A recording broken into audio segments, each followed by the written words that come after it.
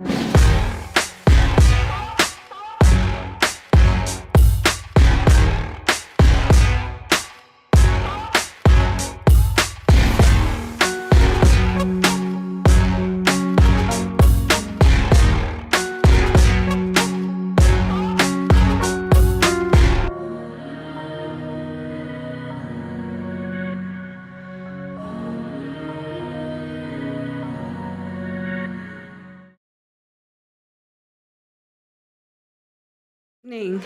This meeting is now called to order.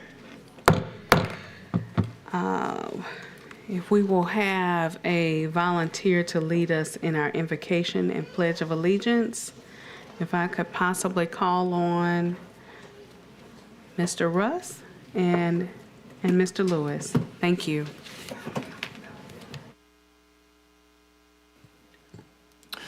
Please bow your heads.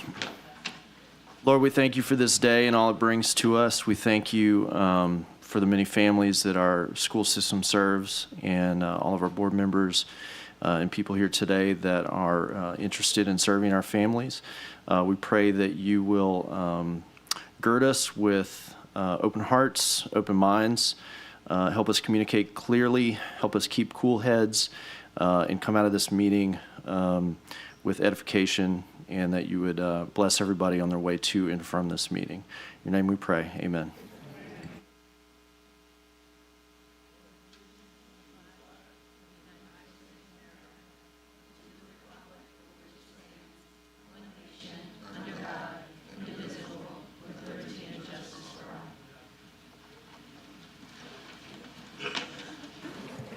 Thank you. We will now enter the discussion for this meeting, and starting with, roll call. Thank you. District 2, President Lannis. District 3, Vice President Powell Lewis. Present. District 1, Mr. Blue. Here. District 4, Ms. Stewart. District 5, Mr. Lewis. Present. District 6, Mr. Russ. Present. District 7, Mr. Goday. District 8, Ms. Kennison. Here. District 9, Mr. Martin. Present. Thank you. Okay, there's first a presentation in regards to tonight's meeting and public hearing. Dr. Narcisse. Thank you, Madam Vice President. I'm going to ask for Chief Operating Officer Scott Spaulding to please come up. And we're going to present to the board and the community the challenges and the goals of what we're going to be doing in terms of transportation. Before we start, just wanted to say we know that there has been many complications with transportation that has happened over time, and you'll hear some of that tonight. And also, we know there's a lot of areas of improvement, but however, that as you'll see, our challenges, even though there's no excuses, we still have a number of set of issues that we will have to problem solve around vacancies and mechanic issues and those pieces that we have to be able to kind of work through in order to make sure we can take care of all of our routing issues. And so just wanted to give that context. So Ms. Spaulding, please go. This one? Can you hear me? Okay. I've invited Mr. Ridgely, who's our new Director of Transportation, to support and chime in as needed. So good evening, Board Vice President Powell Lewis and the board members. Dr. Cedar Narcisse, thank you for the opportunity to share information related to transportation services for our families. I want to begin by saying that I acknowledge that there are challenges with communication, inaccuracy of information, and practices in the department that require intrinsic reorganization to deliver better service. While the entire country is experiencing school bus driver shortages and lack of assets due to supply chain issues, I've challenged the team under new leadership to maintain the fleet with higher levels of service and to recruit and to retain good operators. There are several tasks that must be accomplished to ensure this is obtainable for the team. A salary compensation study for the operator pay and the mechanic pay is necessary, as our operator's starting salary is $19,000. At districts around or parishes around this district, the starting pay is more than $30,000. And so it's important that we make sure that we are able to have the bus operators and the mechanics' salaries taken care of. Excuse me.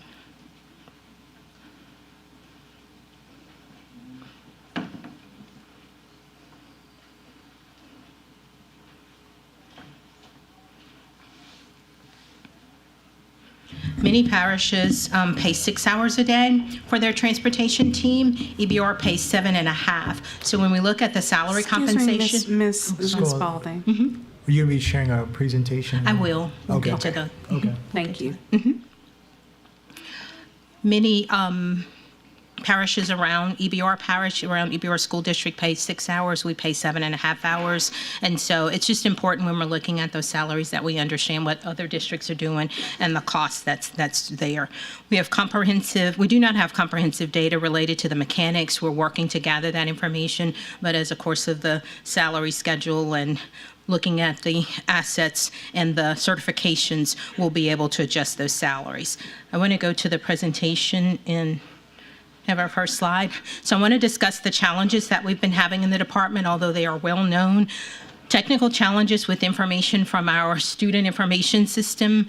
We've consistently talked about those challenges. The information in our J-Campus system is just frankly inaccurate. We're working and striving each year to make sure that we have more accurate information, but when addresses are not there, when phone numbers are not there, parents don't receive the communications, they don't receive the information related to the school bus app, and we can't transport students. And so it's important for us, and there's a team effort to be able to update that information.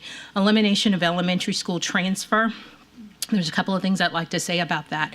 So in 21-22, there were 56 routes in elementary school transfer. During the course of that year, they reduced it down to 23.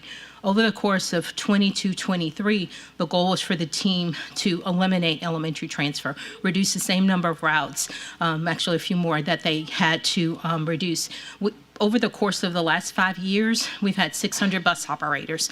Now we're down to just over 400, and the numbers are changing every day with people going out on leave, accepting new jobs at higher rate of pay, and what have you. And so with that being said, we needed to eliminate the elementary school transfer point because of safety issues. You know, everybody probably is aware of the grandmother that was on TV last year with 2 kindergarten students who didn't make it home safely. They made it to transfer after an extended amount of time.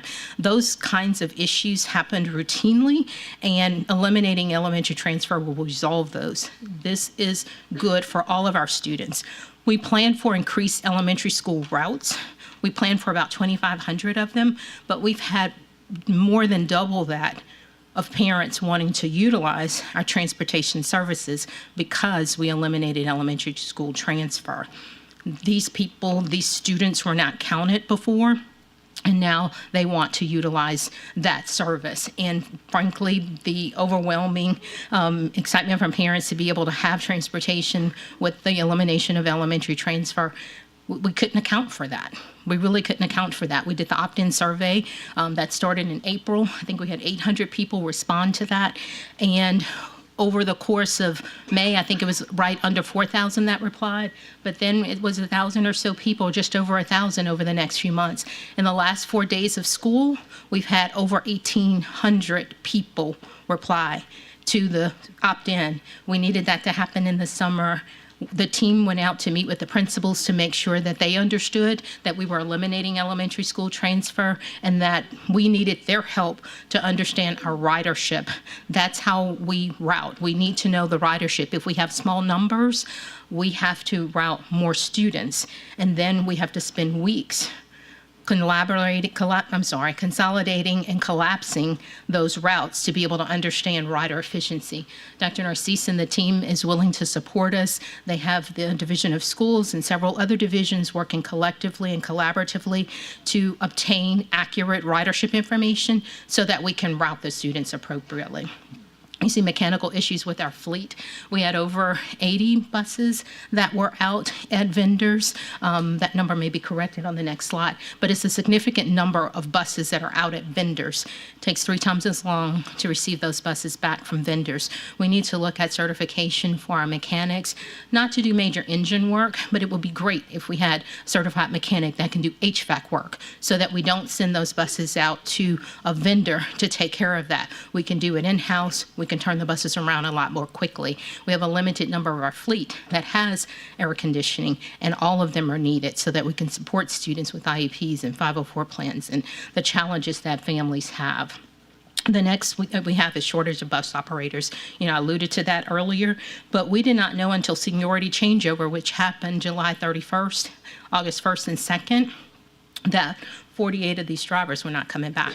That's a significant hit to us. We are having classes on a routine basis. There are 10 people in the class this week to learn about obtaining their CDL. We have several retired bus operators that retired recently, and they want to come back. Thanks to the board, you all approved a part-time bus operator position so that the retirees can come back. We're working with HR to be able to bring them back. It's 5 or so now, but we're hoping to have several more come back and work with us. We have many drivers, like I said earlier, who are out on leave and who, we have high volumes of call-outs on certain days. And so we're anticipating that there will be large struggles on those timeframes since we're starting with a lower number of operators. Obviously, shortage on buses. EBR has been leasing buses for the past several years. We've had grants. The DERA grant was the last 5 years. We would get 18 new buses. Many of those buses have mechanical issues and challenges. Those are propane buses, and we have to send them out just like we send the others out, the older part of the fleet, out for service. We requested almost 80 buses through the lease program from different vendors. We've received 20. As I understand it, we'll receive 8 next week and potentially another 8 the following week. But the vendors have had challenges with sharing those buses with us, making sure that we have, because obviously they're supporting the entire state with school buses. The insufficient pay scale for mechanics, I've talked about that earlier. We need to do a compensation study to understand that. And then salary adjustments needed to have qualified personnel. I think our mechanics are at $15, $17 an hour. To have qualified personnel, certified personnel, we probably should be somewhere around $20 an hour. And so we have to look at what is needed to be able to manage our fleet. Our fleet is old. We have buses that are 16 and 18 years old. Some of them we're going to have to pull out of service. Some of them are already out of service because we've submitted those related to the grants, and we have to make sure that we either demolish or put them in surplus for the grants. We can't continue to use them once we receive the buses. And so the last grant that we're waiting on are the 19 electric buses. As I understand it, those will come through in spring. So related to our staffing, you'll see there that we have 288 regular education employees and 69 special education employees for the total of 357. But when you look there, you'll see those resignations. You'll see those operators that didn't show. You'll see the operators on leave. While that number on leave says 2, there are 5 people that have communicated with their supervisors that they were going out on leave within the next couple of days. We even have some internal team in the office that are actually going out for surgeries. I think it's 2, maybe 3 of those. So understand that life happens for our people. We want to support them as much as possible. And then that number actually equates to the number that we receive from Human Resources. So that's where we are with the 409. In the mechanic shop, it looks like that data, I'm sorry, it's still there. So 270 regular education buses. So obviously there's a shortage on buses. We have 66 special education buses. So again, obviously there's a shortage on buses. If we have 69 personnel and 66 buses, that's an issue. We have 47 vendors that we work with. Again, that number is 83 out of state for the regular ed and 11 out of state for special ed. And then again, those are the numbers of the buses obligated for the grant. While the fleet says 586 plus, those numbers are accounted for here, but there are buses in what they call the boneyard, I think is what it's called in the back. Waiting on surplus. And so there are actually more buses, but they're not usable buses. And so we've talked to the team to make sure that they're managing the actual buses that we can use.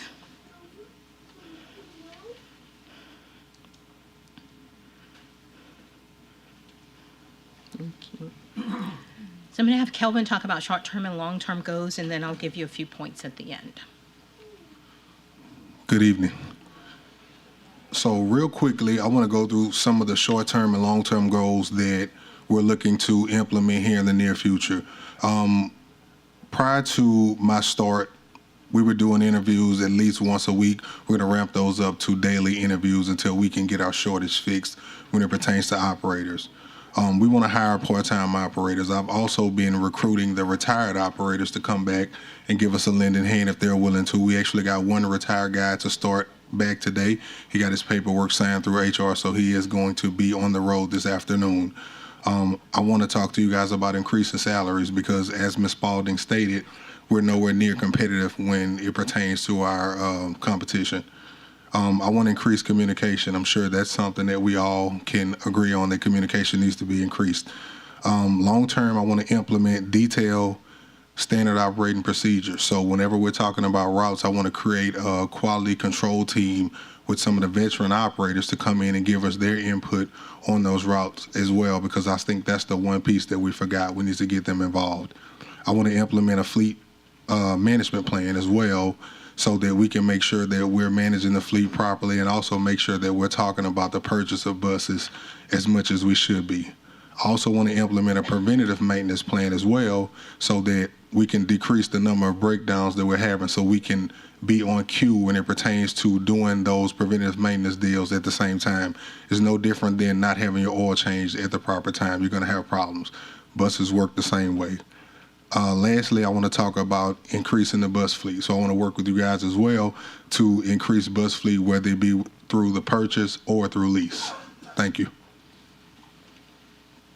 I want to share a couple of other things. The board approved software late last year. The team piloted the software for summer coursework to be able to register students. That was an epic challenges. We had epic challenges with that. The data migration, the training, just making sure that the team understands how to place the students on certain routes. Opportunities for placing middle and high school students in transfer. At one time, you can collect 150 students and move them in one time. Now you have to move each student individually into the routes.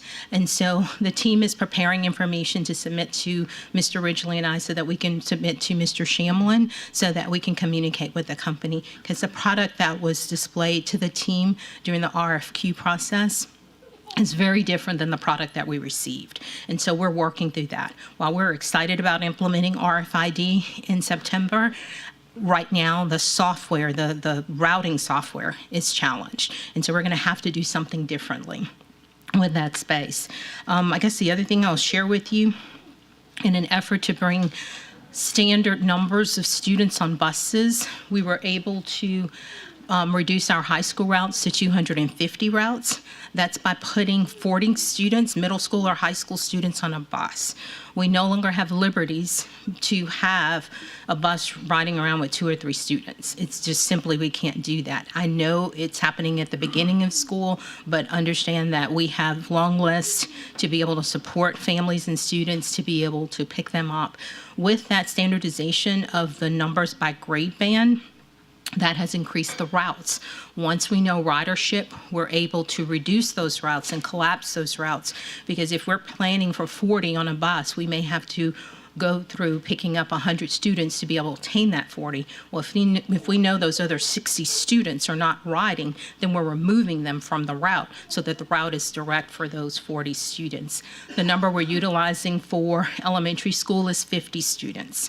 And so with that being said, at some schools who traditionally did not utilize transportation, it may be an extensive list of students that we have to ride through the neighborhoods to make sure to pick up, or to determine if they're going to ride, to be able to obtain those 50 students. So I will tell you, I acknowledge that our routes are longer than we need them to be, but as we understand accurate ridership, those routes will reach those targeted times, 35 to 40 minutes. I know some of our ESS routes are long. We're working to make sure that the students who require air-conditioned buses are on air-conditioned buses and that they're able to go to schools. We have feeder patterns and attendance zones and choice that allows students to move through the entire district, the entire parish. And so we have to make sure that we capture those students and bring them to their schools of choice. Students and families deserve to attend the schools that they wish to attend. I guess the last thing I'll say to you is we have 250 middle and high school routes, 350 elementary school routes, and the team is working through many opportunities to make sure that we bring efficiency to all of those routes. We want to improve customer service. Obviously, we need to improve operational excellence by exponentially at this point. Training and support is needed to ensure that we put our children first. Every decision that we have, children is the North Star. And so we want to make sure that we are delivering quality service. That will take some time, but we are working through it. Any questions? Okay, the floor is now open to the board. School Board Member Mark Ballou, you're first in the queue. Thank you. I wanted to start out with some questions about our technology. I know you mentioned problems with J Campus. Is that because it's old technology, or is it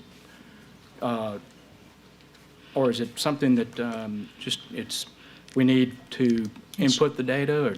We need to input the data and input it in the right way so that it migrates into the software. Okay. Now, and you mentioned RFID. What is that?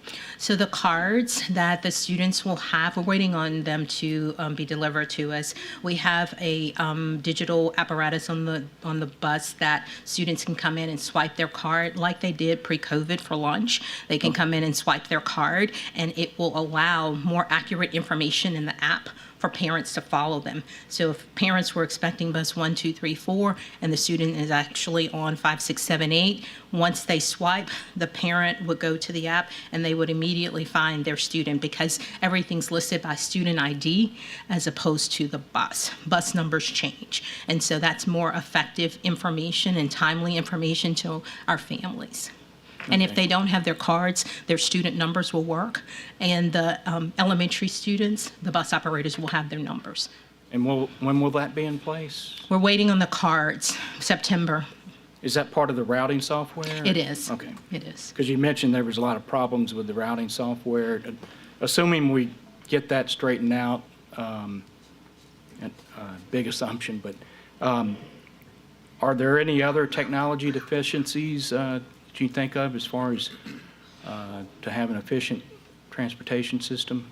So I'll just say one thing and push back if I don't answer your question. So with that routing software, there's a fleet management component, there's the RFID GPS component, there's also the routing component, and obviously the app component. All of those are separate. So if we do choose to, God forbid, have to find another routing software, then we can do that. We would have to work out logistics with the company. But challenges with technology, families don't necessarily understand how to log into the app. So the team will be going to the open house orientation meetings that are at the schools to be able to share a one-pager. There was a one-pager shared with school leadership to make sure that they understood. As the team went around this summer, they spoke to the principals and reviewed how to input information. There's a separate section for transportation, and so making sure that everyone is trained and understand how to do that, making sure that that information is there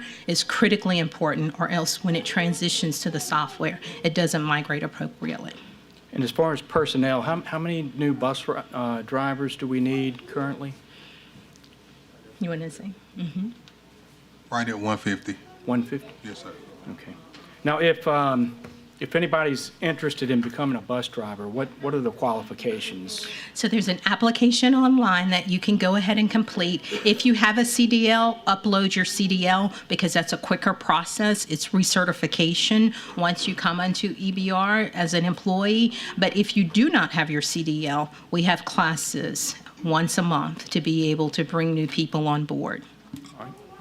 Well, I guess the only other thing I wanted to, I can't recall if we've done a transportation of our audit of our transportation system in recent years, and if we've looked at doing that or not. I can send you the lean frog that was done several years ago. Yeah. Some of the things that we're inputting now are similar to what was listed at that point, but we would definitely love an opportunity to do another audit. Does Great City Schools provide that? Yes, they do. Okay. All right, thank you. Thank you, Board Member Ballou. Next, we have School Board Member Patrick Martin in the queue. I have a lot of questions, but I think I'm going to save my questions for after we've had an opportunity to hear from the public this evening. Thank you. Yes, sir. Thank you. Mr. Godet, you are now in the queue. Yes, thank you. Sorry I was a few minutes late in traffic getting here. But again, you know, like you said and everyone else, obviously the performance has been totally unacceptable, and we definitely need to do better. A lot has been made of the salary situation, and I know numbers like $19,000 have been tossed around. That, from what I understand, is the initial beginning salary? Starting. Okay, starting salary. How does that compare with our surrounding parishes or surrounding school districts? So I will say, I know that Ascension pays 6 hours a day, and I think they're 35. I'll have to pull up my list. I have a list. Give me a second to pull it Yes, up, ma'am, you and can I'll be do able that, to share please. it. As she does that, though, School Board Member Godet, I can tell you that our parish is one of the lowest paid in the entire state. Yes, I know, Yeah. but I'd like to understand. I didn't hear you. And you know, a lot of the litany of the things that we've gone through, you know, I think the board members here at the table have to also share some of the responsibility for, because we've been on the board not having new school buses. We've been on the board not raising salaries, all these things. So a lot of these things are things that have been in the making for multiple years. When we have please, it's not, I understand you're emotional about the thing, and you should be. I understand that, but please, let's keep the decorum. But, you know, this is not something that's happened overnight. I realize some of the things have happened overnight, but the reason I think we fell off the cliff was the fact that we've maintained very old fleet of buses. We haven't paid things. So this is 10, 12 years in the making to get this. And I remember the big hoopla about, oh, we're getting all of these propane buses. And then now everything I hear is the propane buses are falling apart. We've had a lot of things about, you know, a lot of hoopla about getting electric buses. Now everything I read about the electric buses are saying that they're not so great either. So a lot of things are going on and a lot of things are being tried, but this issue didn't start last week. No, sir. It got exacerbated last week for some things, but the underlying base root causes are things that have been going on for 10 years that we need to fix as a board level to do that, because everyone's not going to be perfect every time they do things. So do you have the salaries now? I do. So the city of Baker starting is $28,713. Central School District is $36,874. Ascension is $31,000. East Feliciana is $34,600. I can send you guys So the those are list. starting salaries. Starting salaries. Okay, That's what I understand. Thank you. So it's obvious, and I know the salary survey that we did came back needing 8% raise, 8%, then going to 12% raises. But it sounds like through all of that, we're really remiss on the salary schedules for the bus drivers. Right. And we're not going to solve the situation until we address that. I agree. And, you know, so we need to be looking at that, and we as a board are going to need to find the way to make that happen. not only, I hope we can do some things to retain our current drivers. I don't know how quickly they progress up the scale, but I don't think it's probably that fast. We need to find a way to keep the current drivers we have, but we need to find a way to entice new drivers, because, just telling you to go out and hire more drivers without giving you the salary to do it isn't gonna make anything happen. So thank you very much. Thanks. We look forward to your help, receiving your help. Thank you, School Board Member Gode. Next, we have School Board Member Katie Kennison. Thank you. I've been kind of neck deep in this situation only for a few days because I didn't know about it until my kid's first day of school, just like the rest of you guys, which is a problem. Communication continues to be a problem here and now for you guys as well. There's a lot to say, and I'm not going to get to everything in my few minutes, but bus driver pay needs to be fixed immediately. I tried to call for a vote to fix it tonight. It's not going to happen tonight, but I'm hoping on Thursday. We need to immediately raise salaries to $30,000 right now. I've been looking at the budget, and I have some ideas of how to offset that cost right now. It's possible to do. The situation out there is absolutely unacceptable. I thank you all for being here. I'd like to hear from everyone who's willing to speak about it. What's happening is we're kids are in danger because of a lack of organization here, because of a lack of awareness. Like if you guys had an idea that the bus wasn't going to come before the first day of school, you could have kept your kid safe. So I'd like to ask about the timeline of how long have we known this was going to be a problem? Why weren't we made aware as parents that there were issues? I know that there's usually a call center set up about 2 weeks before school starts. That call center did not happen and is only being set up this very morning. So parents can call in to find out where the bus is or sometimes where their child is. Can you speak to when maybe you personally realized it was going to look like this? I've heard a lot of feedback from people in transportation about the timelines, but I would like to hear from you as well as Dr. Narcisse, please. So as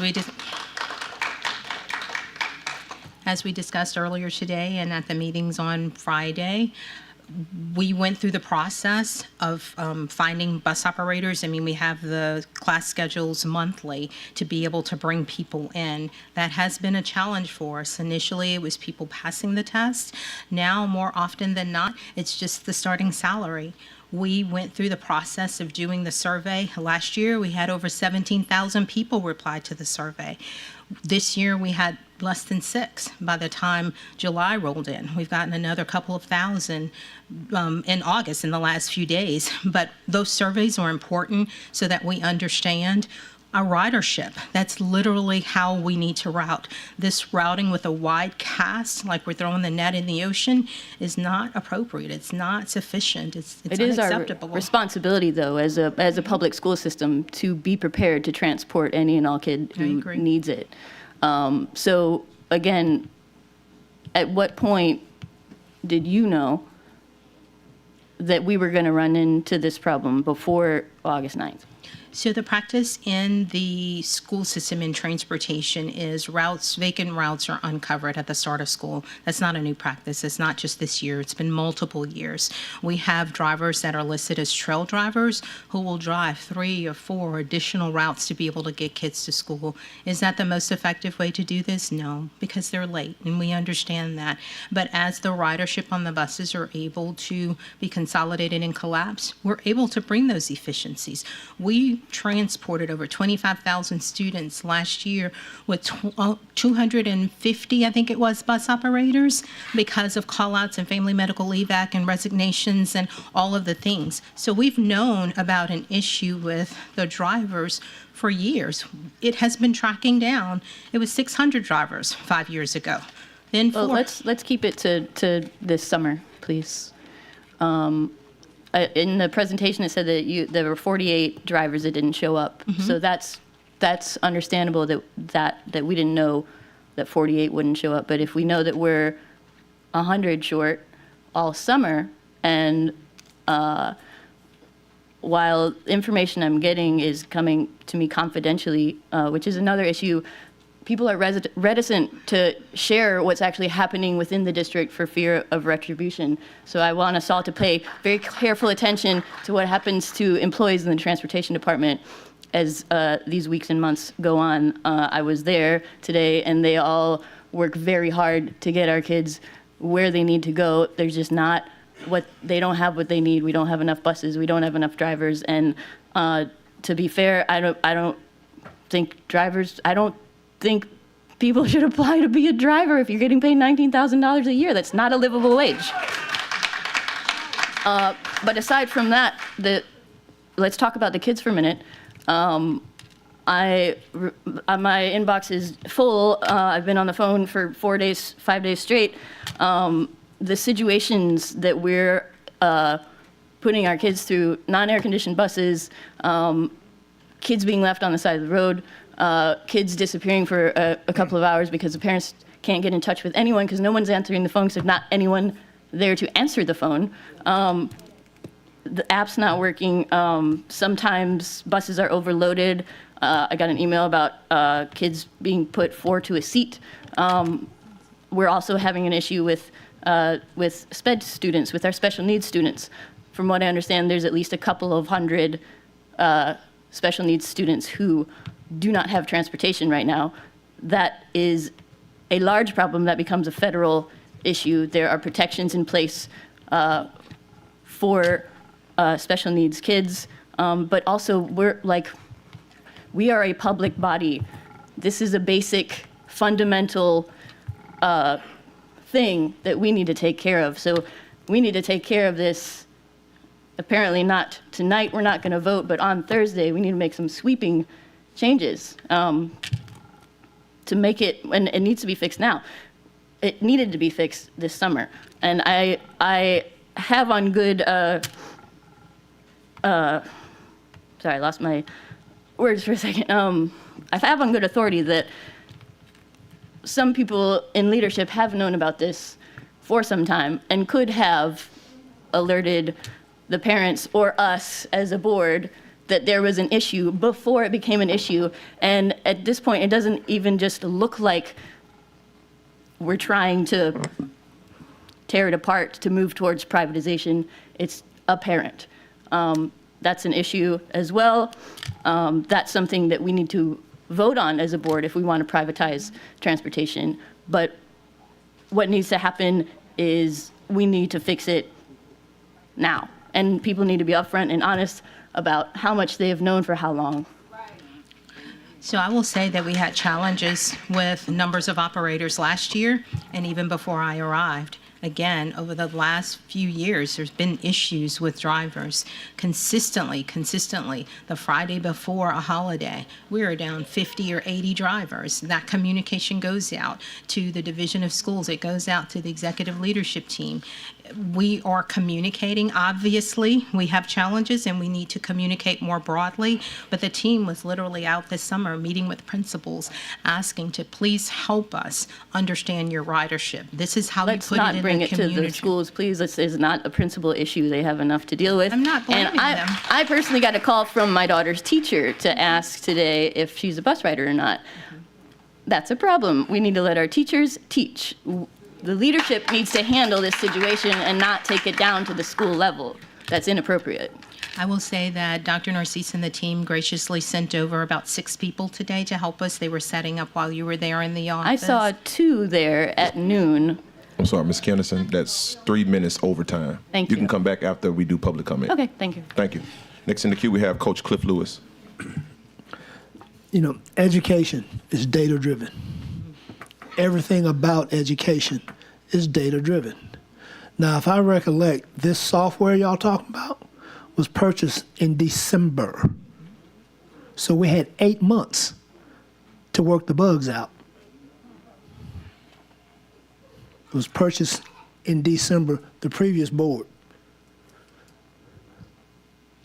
So, Coach, it was voted on in December, if I remember correctly, and we took 2.5 months to be able to determine the training and be able to bring things on board. We've had challenges even with them putting the RFID machines, the card readers, on the buses. We still don't have all of the buses with the card readers on them. There have been multiple challenges, and I agree. We started with the information and training, I guess it was in April, to be able to work through for summer, and there were so many challenges. It took weeks to be able to route a very small number of students for summer. So we knew that we could not move forward with the fall with this software. If anybody in transportation that has ever worked with J Campus for 5 minutes, you know that the information in J Campus for the most part is jacked up. Exactly.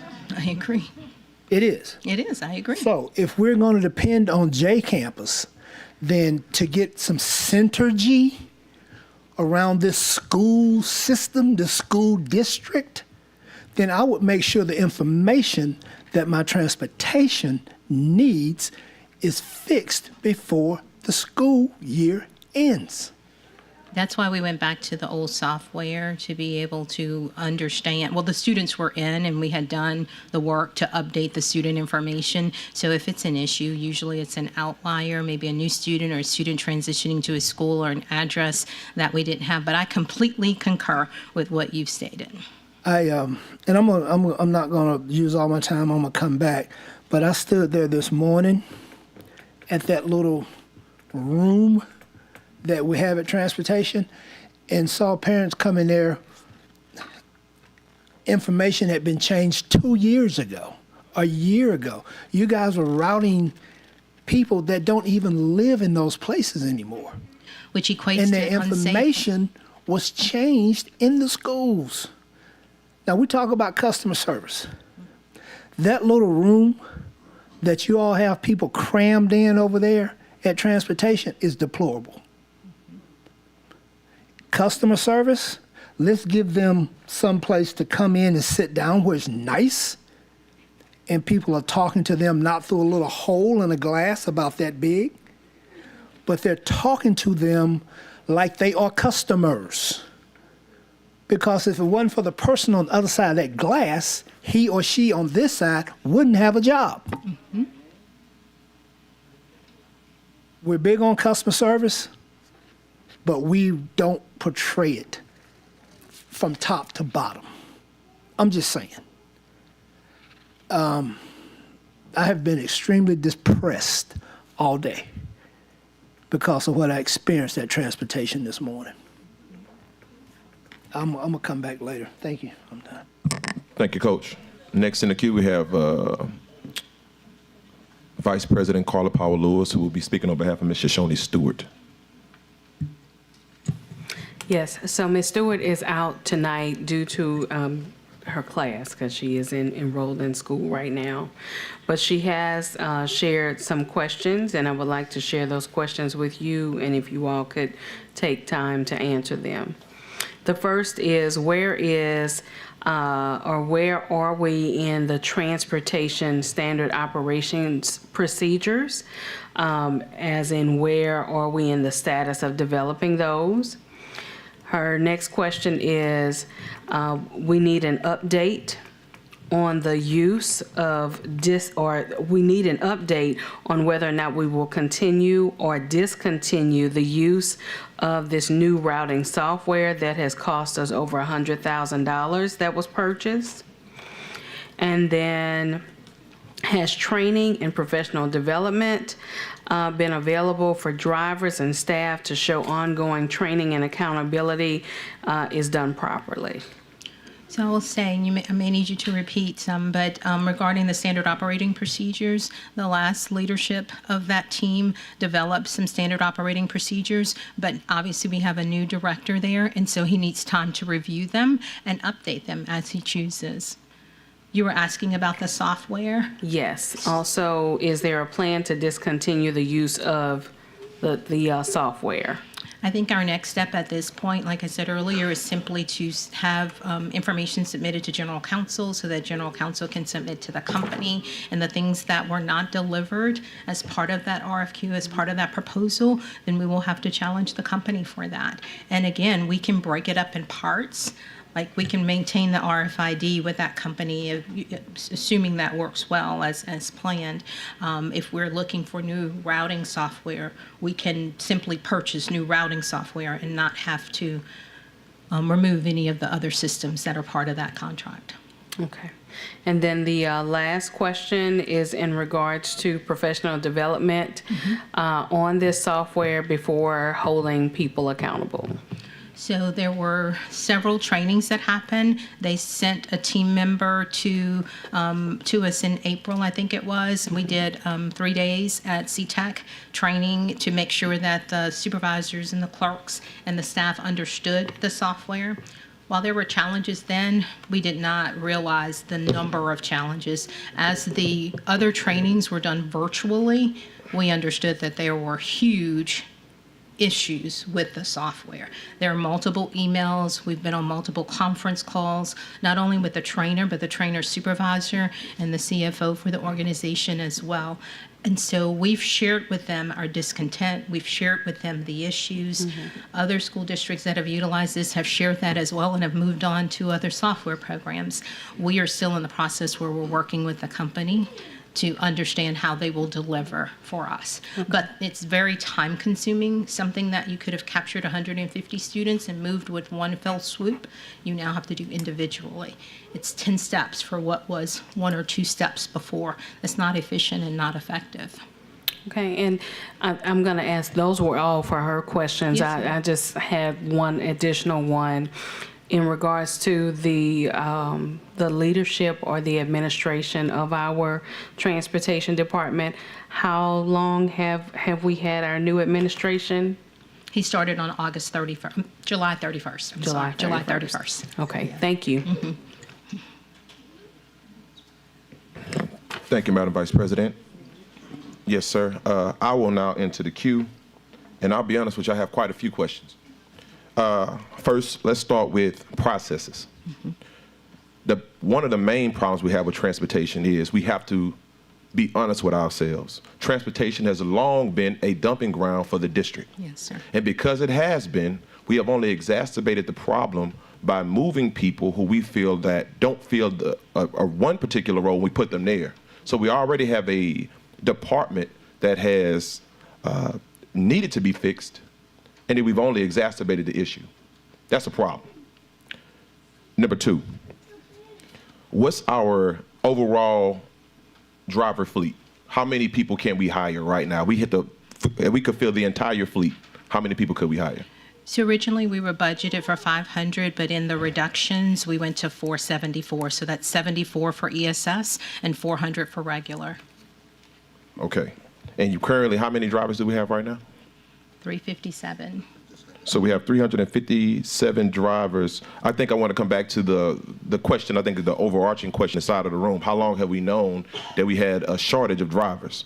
We couldn't have known this in July. We have had to know this when school let out. So does anybody have any inkling as to how long we've known that we had a shortage of drivers? We were over 400 at the end of school. Now, there were many people on leave, Family Medical Leave Act, and had issues with calling out or what have you. But again, it was 48 that we learned through the course of the seniority changeover process where drivers come in to select routes. And so we would have been over 400 again. So you've only found out about, let's say, roughly 50? Okay. I'm sorry? You said you only found out about roughly 50 at the seniority changeout? Yes, sir. And that was July 31st, August 1st and 2nd. Okay. So you would have still had a shortage, correct? Yes, sir. So then the question again is, how long have you all known that and we have not found out about it? We've known about shortages of bus operators since I've been at the district and even before. I mean, it's been 3 to 4 years that there've been shortages of bus operators. Okay, so if that is the case, right? That's right. And we had the same problem last year, And the year before. and the year before, and the year before. Yeah. How is it that we're just finding out that we have a bus shortage or a bus driver shortage of this magnitude? I get all the other years. We're talking about this year. I want us to focus on this year tonight. So last year, we started with 10 more. I know you want to focus on this year. Yes. I completely understand that. HR gave us the staffing information in July, if I remember correctly, and it was 409, and the then interim director requested 35 more positions. And so we were planning to have the bus operators come back. There was no way for us to know if the operators were not coming back. I mean, they don't typically call us to resign or what have you. It's typically no show, and then we have to process a 10-day abandonment letter, job abandonment letter. Okay. Let's come back to that question. Let's move on to the next one. Buses without AC. How many current fleets do we have right now that have buses that have no AC units on them? And how long have we known this? So I know we have 146 in the fleet that has air conditioning. Is Dave here? Dave, do you have a better number for HVAC for buses with AC? He's our leaderman, our foreman. So while he's looking at that, what I will say is simply this. Any of the lease buses that come in, any of the grant buses that come in, we do ask that they have air conditioning because obviously that's a challenge in our community. But that fleet was built several years ago without having any air conditioning. And we've been successfully building air-conditioned buses with lease and with the grants. We had 18 a year for 5 years. And then when the electric buses come in the spring, they'll have air conditioning as well. Okay, I'm not going to beat the dead horses. I'm going to come back into the queue anyway to speak on this. But what I will say is, from what I've heard at all of the meetings as of last week in terms of parent communication, some of this stuff, there's just no excuse for it. I mean, you can't tell me that communication has been bad. We've known that we have been understaffed in terms of our bus drivers. We have buses with no AC units. We know we need a better student tracking system because the one we're using is just clearly not working, and even though we haven't found out about that up until tonight. We know that we have a lack of mechanics inside of the system that we have to hire, even though we did not find out about this, again, until tonight. And we know about the seniority change-out, but we have not known anything about the timing, again, until tonight. A lot of what we're talking about is processes. It's not the people. I'm not even going to blame transportation because they're only going to do what they're led to do. If we know that these systems have been bad and we have historically watched them fail, it's incumbent on us to fix those systems. And if the board doesn't know, how can we fix it? That's going to be the overall arching question I'm going to continue to ask tonight, is if we don't know, how can we fix it? And now we have a room full of parents and bus drivers who are wondering why these things have continued so long, and we as a board now have to now answer to this. With all the public eye watching us as though this is our problem, which now it is. And I want the public to know that we're gonna fix this problem this week, I can guarantee you that. But we have to fix the processes in the same time. So that's what I'm going to task, and I ask Vice President also task you, Mr. Superintendent, and also task you, Ms. Spalding, is to come up with a plan this week for how we fix these processes moving forward.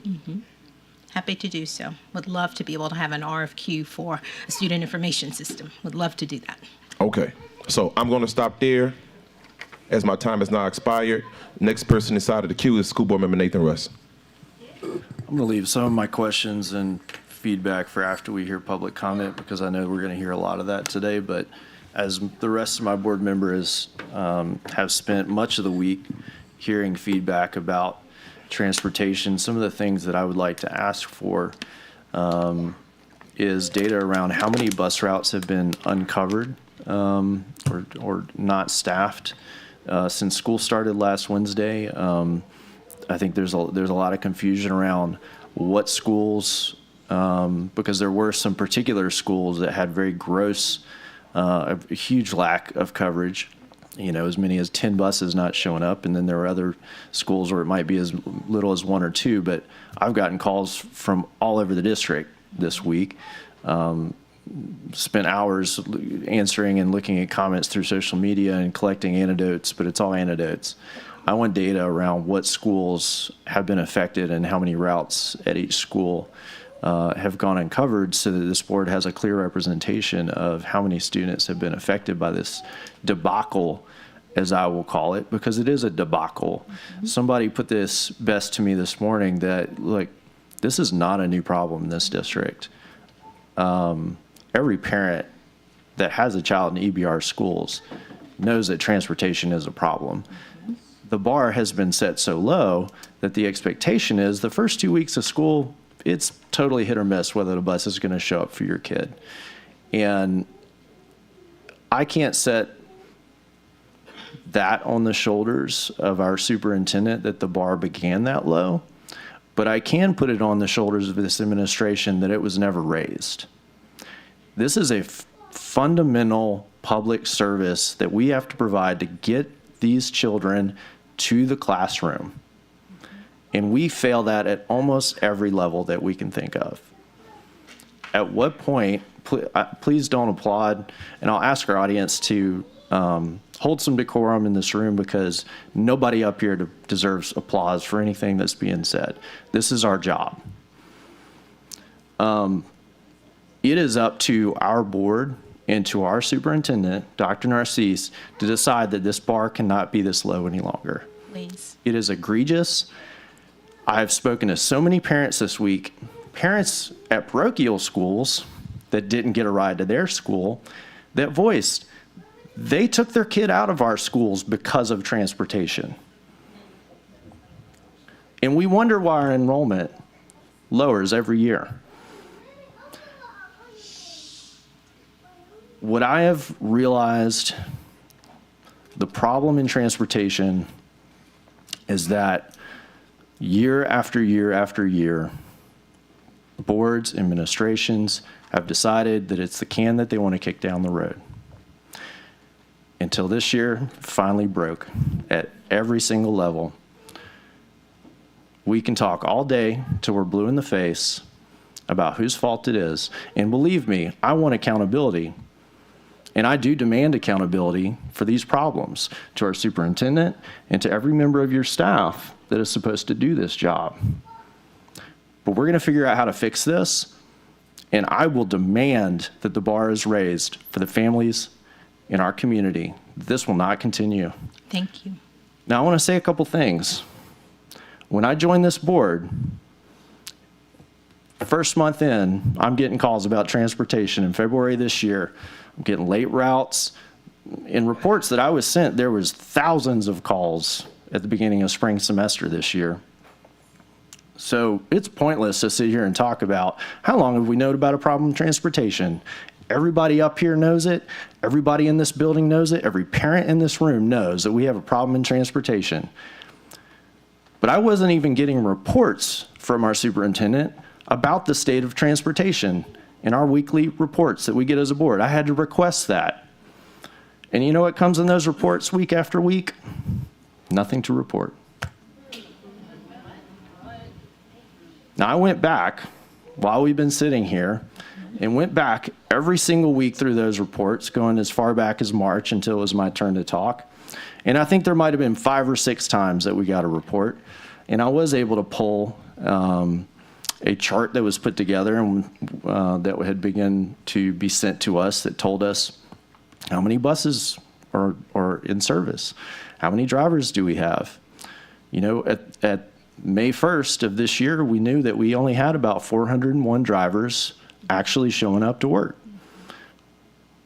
Our superintendent decided that we're going to eliminate transfer this year for elementary students, knowing that we were not going to have enough drivers even in May when school closed. This is not a new problem. This is an inattention to the most fundamental of operations of how to get it done.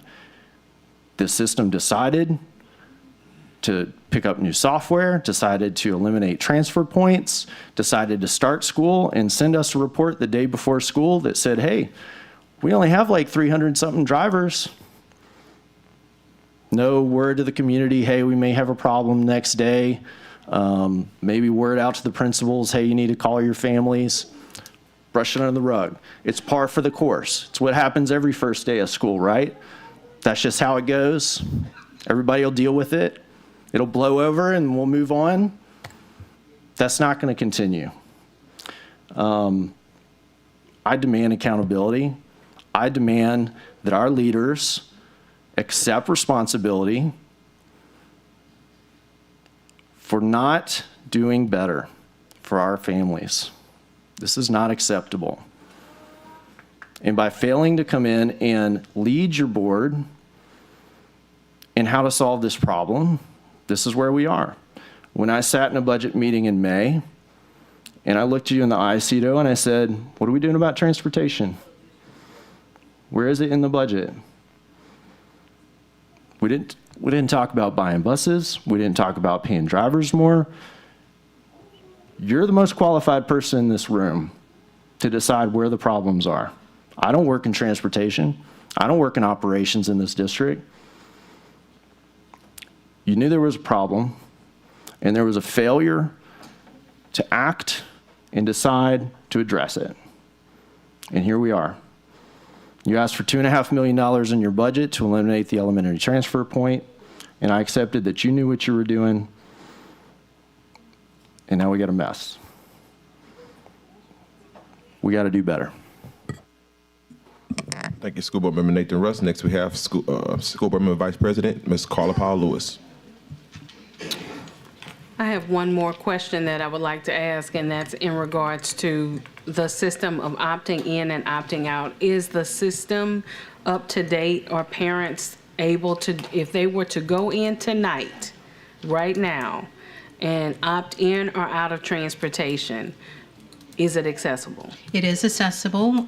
We had over 1,800 people that responded in the last 4 days. We kept it open. It was supposed to close the end of June, but because the numbers were so low, we left it open later. And it's open today. So please, if parents want to go into that system and share that, that's most helpful. So if there are any technicalities, what should a parent do? Communicate with their principals so that they can confirm that they want transportation, because they are collecting data at the schools.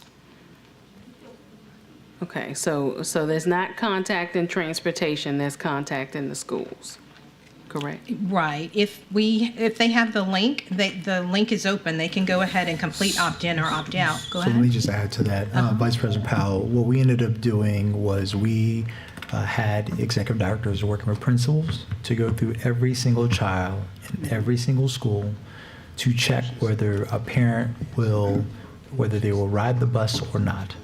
Doesn't matter who they are in the system. We started to do that audit immediately, starting on, we had a conversation with the EDs on Friday. Today, they should have been started that process, working with the chief of schools, and then tomorrow should be completed. So we should know who's riding the bus and who's not. That checkpoint, we work with the principals directly. Once that is done, that information will then be taken back to the transportation department to begin the routing process to decide what routes to consolidate, who's riding, who's not. The challenge has been that number has not been accurate, as you know. And I think the timeline, as you heard Ms. Spalding shared, was not till the end of July. It was April through the end of June is what we had set up, but we've left it open because of the lower numbers. And the other challenge has been also, and no excuses, but the other challenge has been when we eliminated the elementary transfers, that also increased the amount of parents that actually wanted to allow kids to ride on the bus for more direct routes. And so that became another additional component. So if you look at the overall number, when you hear them talk about the total amount of routes are no different from last year to this year, where the difference is in the levels. So elementary routes, the distribution is much more than it was the year before. So that's where the complexity has come into, and the exacerbation of not enough bus drivers and those pieces. But I will say this, in terms of the elementary transfer, I know that's been a huge topic. The elimination of elementary transfer routes actually began my first year as superintendent here, where we started that process because we had 7-year-old children who were out in the middle of the night before the sun even came up to be able to get on a bus to go around. So if you were a family that had resources to make sure you can watch your child is one thing, but that is not, as you know, what goes on in the entire parish. And so we were starting that process, but what has gotten exacerbated is the vacancies and also bus drivers not returning. So it's a very complex issue. And yes, we're going to get it right, but by just being able to identify specifically who's riding and who's not, which we allowed the community to do that opt-in, which we could have probably been more aggressive as we are now, we should be able to get a resolution to have everybody routed by then.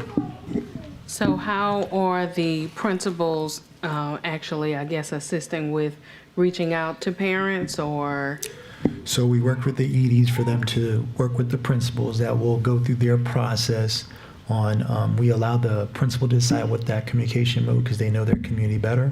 As long as they have the checklist, the student's name, all they have to say is whether they're riding the bus or not, and we also may have their student ID there.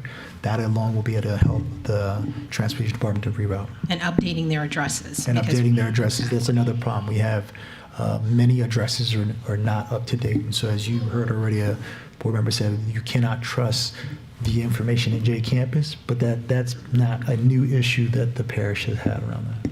And then also, I guess, with the communication, it possibly through the media or social media, what's the communication plan, I guess? So our as communication reaching the team, masses.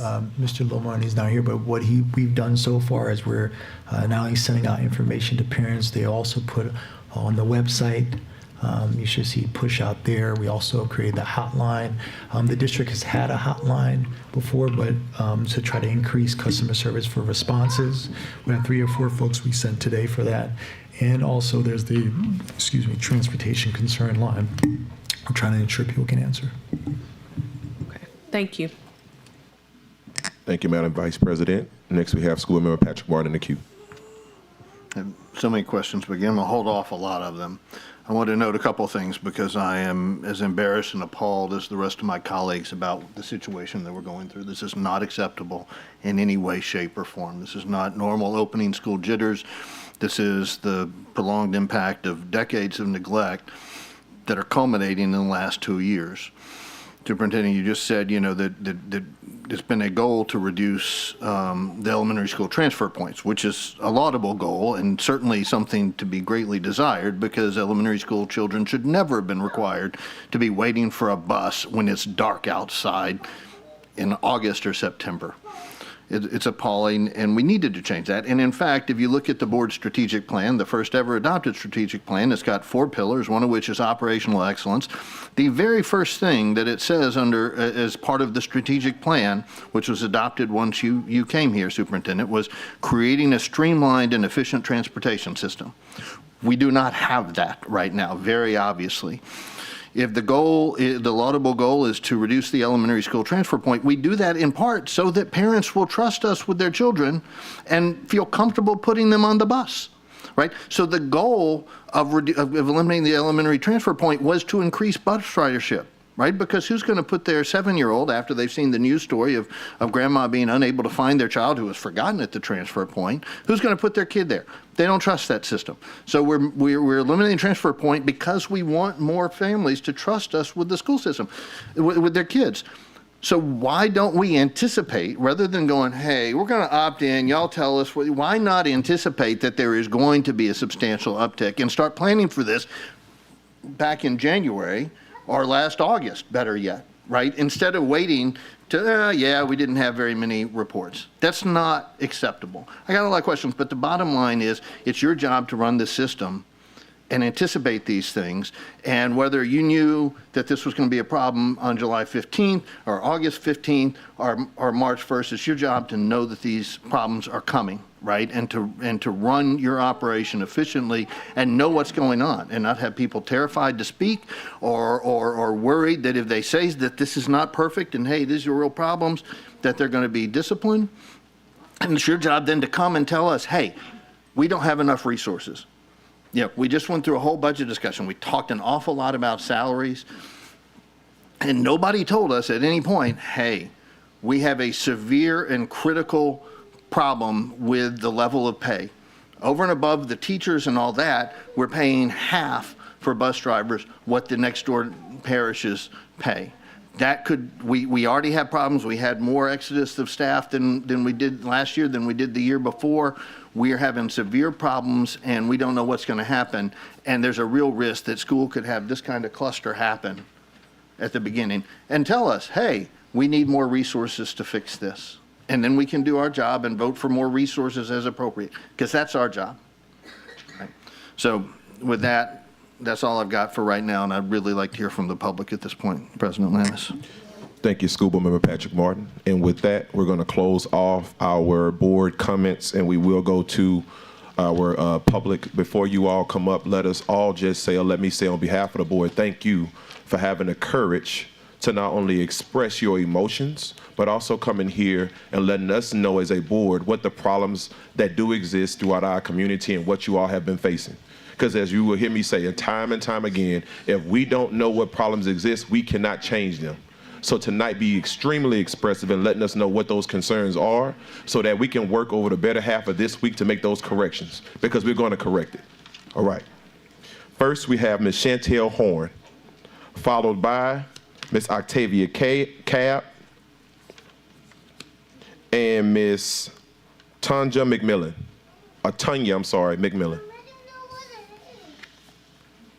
If there's anyone inside of the room that would like to speak, I ask that you please get an orange card inside of the atrium, grab it, make sure you fill your information out, give it to Madam Secretary, and she'll make sure she gets it to me. So again, first up we have, Ms. Horn. How y'all doing? Of course, I'm a parent at Flame. I have a number of concerns. This was the first year my son was gonna ride a bus. He was really excited to do so, and so far, there ain't been a bus. The concern, first of all, about the kids in the bus is no AC. That's unacceptable, and that's the reason he's not riding the bus. Well, other than the fact that they told me the day before school that there wasn't a bus for his route. So, you know, luckily I was out of work right now because of medical emergencies, so I'm able to take him, but in a few weeks, that won't be the case. So he's gonna have to ride on a hot bus, or my wife's gonna have to go to work late to get him there, because I gotta go to work. The prioritizing I understand the special ed kids need the AC, but prioritizing them, what does that say to my child? How am I supposed to teach him to treat those kids like they're normal and they're not different if he's getting treated differently because something's not wrong with him? Like, that's just not cool to me.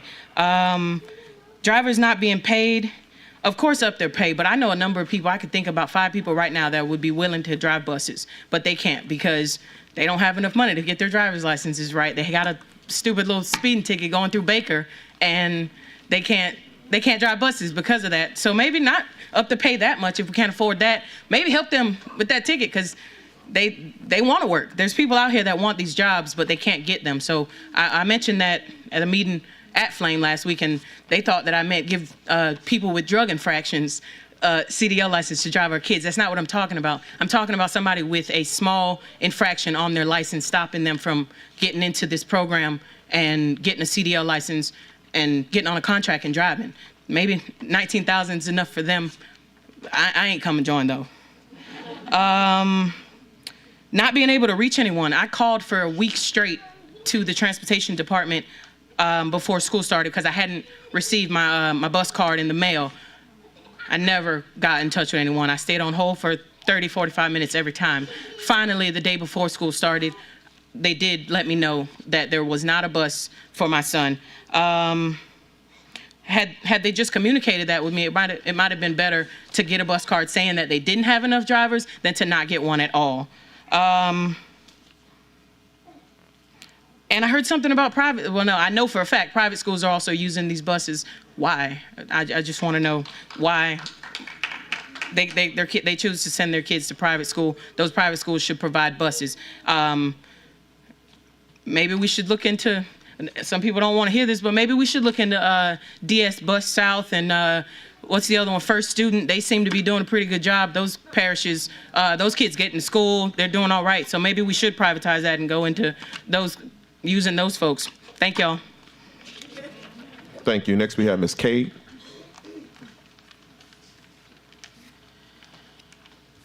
Mr. President, point of order. Could we make a system where people come up and stand to be ready to be the next speaker? Because we have many, many people in the public that want to speak. Yes, sir. But so I called 3 names. And if your name make gets sure they called, get- please come wait.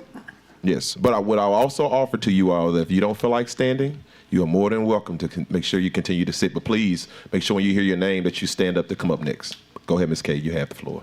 Good evening. Thank you all for listening. I appreciate this opportunity. I am a bus driver for EBR. I've been driving for EBR for the last 7 years. August the 12th of 2016, I was hired where the flood happened. I had a fairly decent bus. I'm really about the buses, how regular they are, and how I myself in 2017 went viral about how regular the buses are. I'm not sure if anybody remember that, but Warden Drake was the and I complained, and I don't understand how nobody knew. I showed a video how bad the buses were and how the kids were being bused on those buses. And at that time, it was 47,000 students being bused in. Right now, I think we had 27,000. So I'm not sure. This just some numbers I come up with myself, but. Yeah, it's the buses. I don't know where to start. It's so bad. Wait a minute. The pay is bad. The buses are horrible. And our supervisors, they are getting beat down, but it's not from them. It's from here. It starts from the big heads, the big wigs, they say. So my complaint is, if you're going to train the trainers that we do have, make them sign a contract. So when I came in, it was 15 bus drivers and only 5 people stayed. They got those licenses and they left when we could have used them. So they need to be on a contract at least a year. Give us a year if they being trained under us, right? So they won't go nowhere. We can have some bus drivers here. Another issue. Our new transportation director sent out an email about the kids could eat and drink on the bus. Well, I don't have a problem with the kids drinking, but eating on the bus, that's a no. If I'm driving, a child can be eating on something and choke. I can't do the Heimlich maneuver on that child. So eating and drinking on the bus is a no for me. Another issue, they can use water. Water bottles are okay with me. I let the students drink water on the bus. And we need air. I do have an air bus, but it doesn't blow that good. And it's so much, y'all, but I really appreciate y'all hearing. I don't want to beat the horses down. What y'all done said is a lot that we all hear about, and I hope it really does happen. And I thank you all for doing the best y'all can with what y'all have. Thank you. Thank you. All right, next we have Ms. Tanya McMillan, followed by Jessica Mahaffrey and Patrick Mahaffrey. I'm sorry, did I say your names correct? No, but nobody does. Okay. Trust me, I know the feeling. I'm Tanya McMillan, parent of a child here in East Baton Rouge Parish School System, and I just really want to know why. At the meeting, the transportation meeting at Flame earlier this week, you very confidently said that you had money to pay these drivers more. If you had it, why are we just now even having this conversation? Why would you starve them out of the positions? I saw a bus driver today at the gas station. I walked over to her and I asked her. She was sitting in her car in the bus and she was patting down, getting the sweat off her face. And I asked her if she was going to be here tonight. She said no. And I said, I'm going to go. What do you want me to say? And she looked me right in my eyes and she said, fix these buses.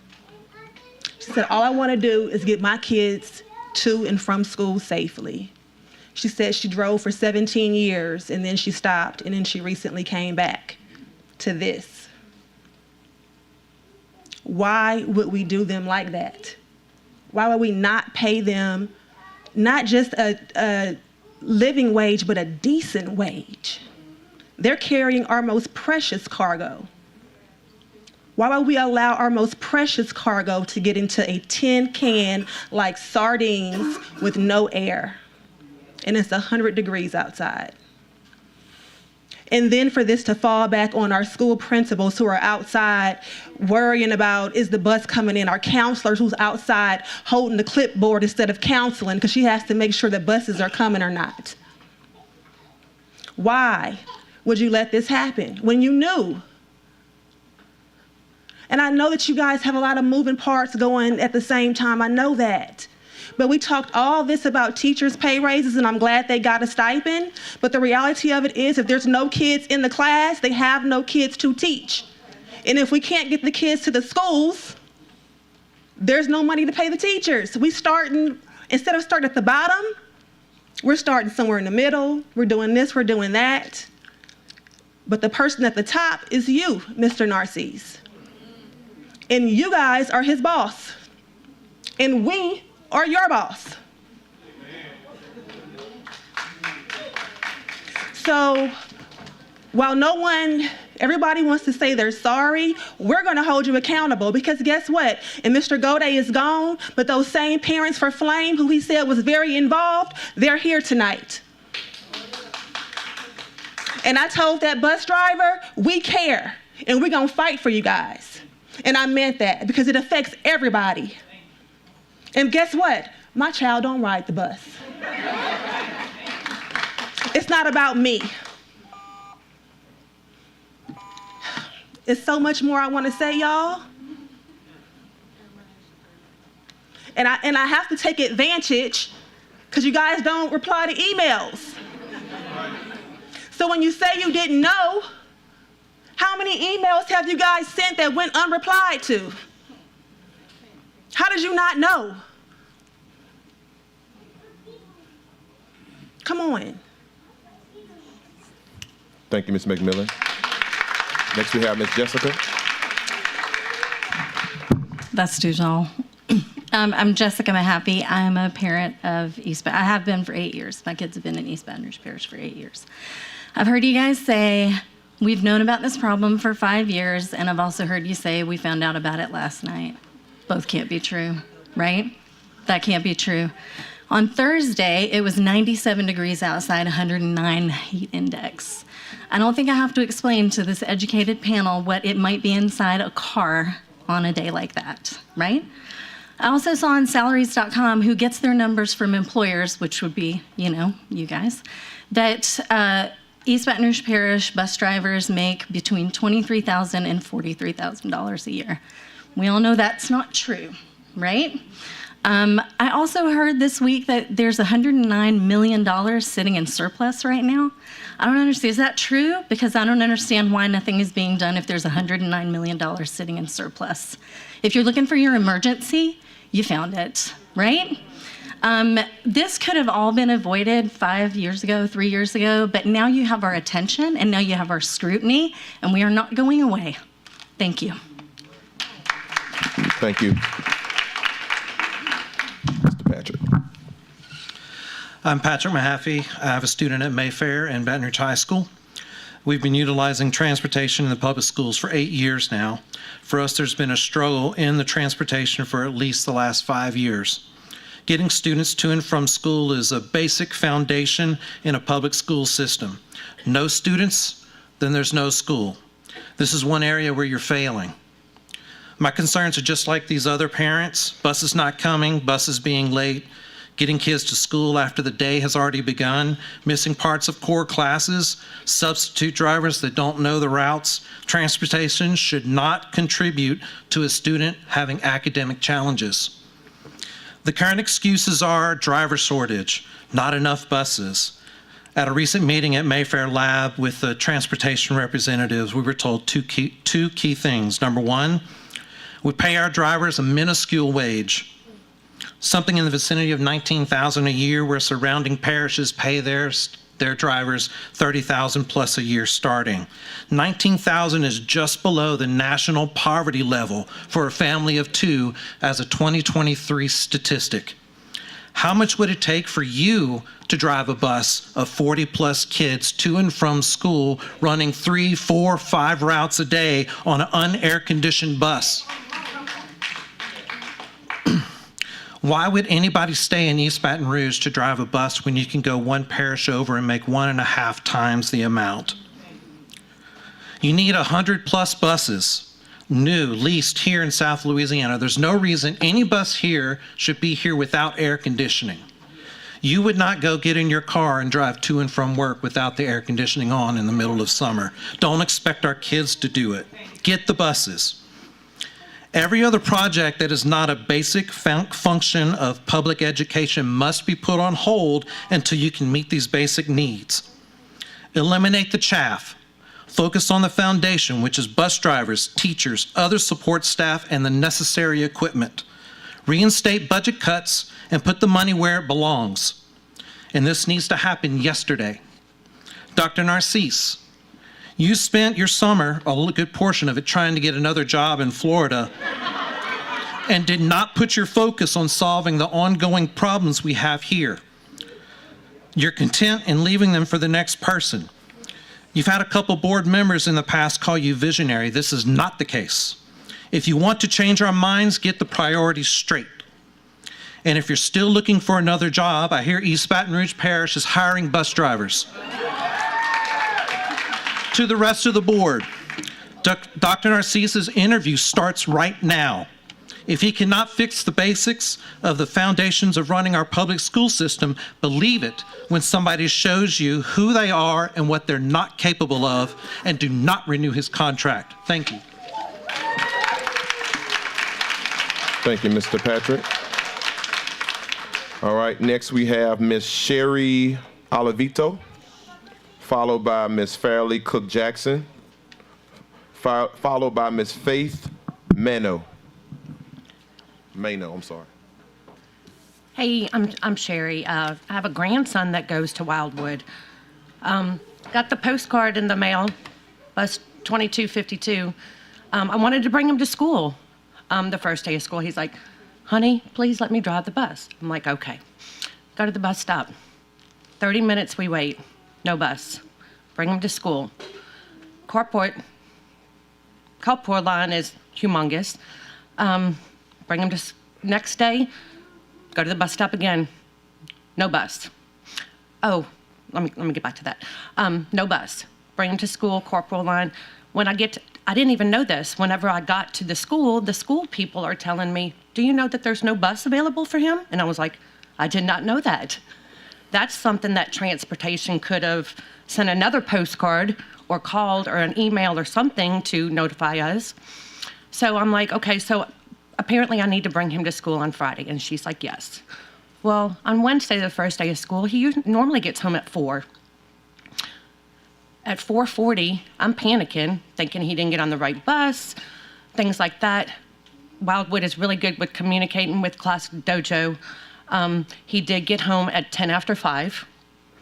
The next day, he got home at 5 o'clock. Friday, he got home at 5:40. I'm sorry, yes, 5:40. They wear maroon shirts. Y'all, when he got off the bus, his face was maroon. He was so hot. He immediately came in the house, ripped his shirt off, had to get him some water, get him some pads to wipe himself off. He's 8 years old. That's not good. And it also was affecting my job. I have to be at work at 8 o'clock. And then I just think there's a lot of miscommunication. There's more communication that can be had. The school has been wonderful with communicating with our family at Wildwood, but the transportation needs to have more communication, and those kids need some air. And maybe some water bottles on the bus too. I mean, anyways, thanks y'all for listening. Thank you. Fairleigh Jackson, District 5. Hey, Coach. It's like every board meeting, I feel like I have all my comments buttoned up, and then like a couple hours goes by during the day and everything just goes into spiraling chaos. I'm not going to share my personal story of my kids. It's very similar to the parent that just spoke. I'm going to focus on two things, and that's what I think needs to happen. I don't have the solutions to fix it, but I can tell you what might make people feel better. And then I want to talk about some drivers, because they're not just pay, they're people, okay? First of all, an apology is deserved.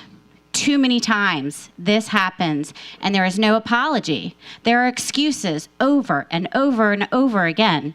I ask you to watch the superintendent from Kentucky's video to his constituents last week, where he apologized to the families, to the students, most importantly, the drivers, to the principals, sincere apologies. Dr. Narcisse, everyone deserves an apology. Seriously. Drivers, I know anecdotal evidence doesn't go over well amongst most of you. I was encouraged to actually use details in these stories. So I actually am getting the names of these drivers. I got their permission. Even though they're not necessarily comfortable coming here and speaking out. They fear retaliation. But most of all, they can't get here. They're still driving. Or they're going to their second job. Or they're taking care of their kid. Or they're just tired. Okay?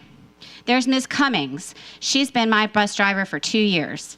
She has driven a bus for 30 years. She's been with this district consecutively for 10 years. She has a second job teaching student drivers. She has lost clients last week. She has had to work all weekend to make up that pay so she can pay her bills.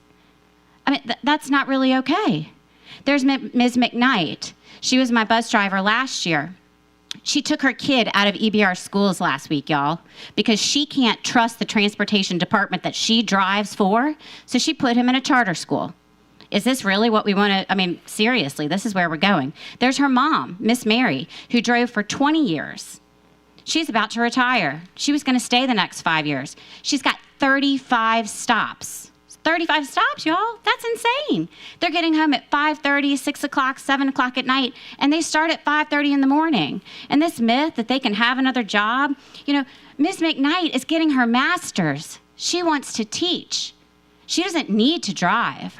She can live on her partner and hers and his salary and speed up that process. She loves driving these kids. She knows she needs to get them to school because that's where they learn. She wants to be a teacher. You know what she said? Not in this district. Because they didn't even get a raise. Some of these bus drivers didn't even know they got stipends. They had to hear it from us. We have to do better, and we need an apology, sir. Thank you. Next, we have Ms. Faith Mano, followed by Jared Fagate, Ivan Williams, and Ms. Mary Juno. All right. My name is Faith Mayu. I have a student here in EBR. I just want to say the same thing pretty much all the rest of the parents are saying. Pretty much, yeah, this needs to be fixed. I believe we were given on the meeting on Friday that this will probably hopefully be fixed by the end of August. Well, I have to work. I depend on the transportation department to get my child to and from school on time. Because last year, my child was 20 to 30 minutes late for school every day. They had to move his first class from English to PE so that it wouldn't matter if he missed instructional time in PE because he was stressing out so bad about missing instructional time in ELA. That shouldn't be the case. They need to be to school on time, and this way working parents can also be at work on time. Because my boss is not happy with us having to come in late and, you know, leave early to pick up our children because the buses are not showing up. So get it fixed, please. Thank you. Mr. Jarrett, you're next. Thank you all for your time. I think we've covered about the full spectrum of concerns. I just want to reiterate, transportation, fixing this is not a priority, it's the priority. Curriculum tweaks, teacher incentives, facility upgrades, they're all important, but none of them matter if the kids aren't in the buildings. And, you know, school board members, Dr. Narcisse, like, you answer to us. Transportation directly impacts everyone in here more so than any of that stuff when it comes to your budget appropriations. Okay? Folks missing work, adjusting schedules, canceling plans. You're hindering our ability to provide for our kids when we have to forego our responsibilities to take on one that is yours, which is getting our kids to and from school safely, effectively, efficiently, dependably. It's the starting point for education. You've got to get the kids there and get them home. Because if you can't do that, the race is done before it even starts. Now, I'll say what everyone said, but I'll put a slightly different spin on it. Obviously, everyone is very upset with the current state of transportation. It's been an issue for years. We don't need to go into when you found out and you found it. It doesn't matter. We know it's been a problem for years. You all have an opportunity to be the first board in years, and you, Dr. Narcisse, the first superintendent in years to bring about some effective change to put this concern to bed. It's the thing that I hear more parents complain about than anything else. Very rarely do I talk to some parent, yeah, I really wish my kid's second grade test scores were better. No. Everybody's complaining about the buses. If y'all solve that, we'll remember it. We will. We'll support you. Or don't do anything. We'll remember that too. Thanks. Thank you, Mr. Ivan Williams, followed by Ms. Mary Juneau. Good evening, everybody. I guess my situation is a little bit more unique than all these parents here, but today is day 364 that I've been dealing with the transportation department and a matter dealing with my daughter. Mr. Chapman, I saw him walk in. You're there. We've had numerous contacts about correcting drivers' behavior as it pertains to assign drop-off and pickup locations. And I guess I ought to be thankful because at least my child is getting to school and getting home. But nevertheless, I'm not here to throw the bus drivers under the bus, but I do want accountability because I don't know the reporting structure. I'm learning this now sitting here, but it looks like it starts with you, Mrs. Superintendent. So I want you to hold your staff members accountable because you can't correct a lot of the things that you guys are dealing with tonight, but you can correct driver behavior. That's something you can start with tonight. And Mr. Russ, I think it talked about essentially normalization of deviation. The bar is low. It's set low in expectation the first few days. It's going to be a mess. That's unacceptable. That shouldn't work like that. You guys should perform at a high level every day, all day. Even though you're going through some challenges, that's okay. That's okay, but you got to make the best of the situation you are, but staying together and not tearing each other apart. That's how you guys are going to push through this. And I know there's financial matters that need to be dealt with that can be worked through, but driver behavior and expectations of where our kids are supposed to be dropped off needs to be a priority as well. So have drivers stop at the assigned location. You can't just deviate and drop them off at the front of the neighborhood and have the kids walking half a mile to the house. Inclement weather, all these things. Drivers used to, back in the day when I went to school, it rained, the driver cared. He'd drop you off in front of the house. Make sure you get home carefully. Yeah, a long walk in that storm and rain. So we need to show a little bit more compassion to the kids. I understand the bus is no heat and no AC and all of that, but that's compassion. That starts with caring. You guys got to start caring for one another. And I know it cascades down to your child like my child, but my child is priority for me. She's my business, and I care where she's at all day, every day. So for the safety of my child, drop her off at the assigned location that you sent to me on the flyer. And Ms. Spalding, I've emailed you. No response, of course, but there was a young lady, Ms. Brown, in your office. She was very polite. She helped me out, and she put me here today to speak in front of you all. So I know now, Mr. Superintendent, the accountability starts with you, so I'll hold you accountable for getting my kid home and to the assigned spot as appropriate, okay? Yes, sir. Thank you, Mr. Williams. Next, we have Ms. Mary Juneau, followed by Mr. Jamie Robinson, followed by Ms. Storm Matthews, followed by Ms. Stephanie James. Please, if you are inside of the atrium right now, or if you're not inside of the room, make sure you make your way behind the podium. I'm sorry, Ms. Juneau, you have the floor. Hi, I'm Mary Juneau, District 5. I want to thank Ms. Kennison, first of all, for calling this meeting. It's my understanding that there would have been a vote tonight, but some of you felt it was too soon. My big concern right now is, what is the solution for tomorrow? What have you all come up with as an action plan for these children to survive the rest of this week, the rest of this month. I'm asking you, could we focus our energy on an immediate action plan that gets children home safely tomorrow and the next few weeks, a temporary emergency plan, and also be working on the long-term solution. I looked up what it required to get your certified driver's license. It's not a cakewalk. It's not easily done. Is there a way to reach out to partners who might already have drivers? I called a friend today. What are the Saints and Pelicans drivers doing right now? Would they loan us some drivers to get kids? I'm not joking. We've got to think creatively. Where can we get access to 150, 160 drivers that we're short for these little ones in a heat wave? So what's the plan?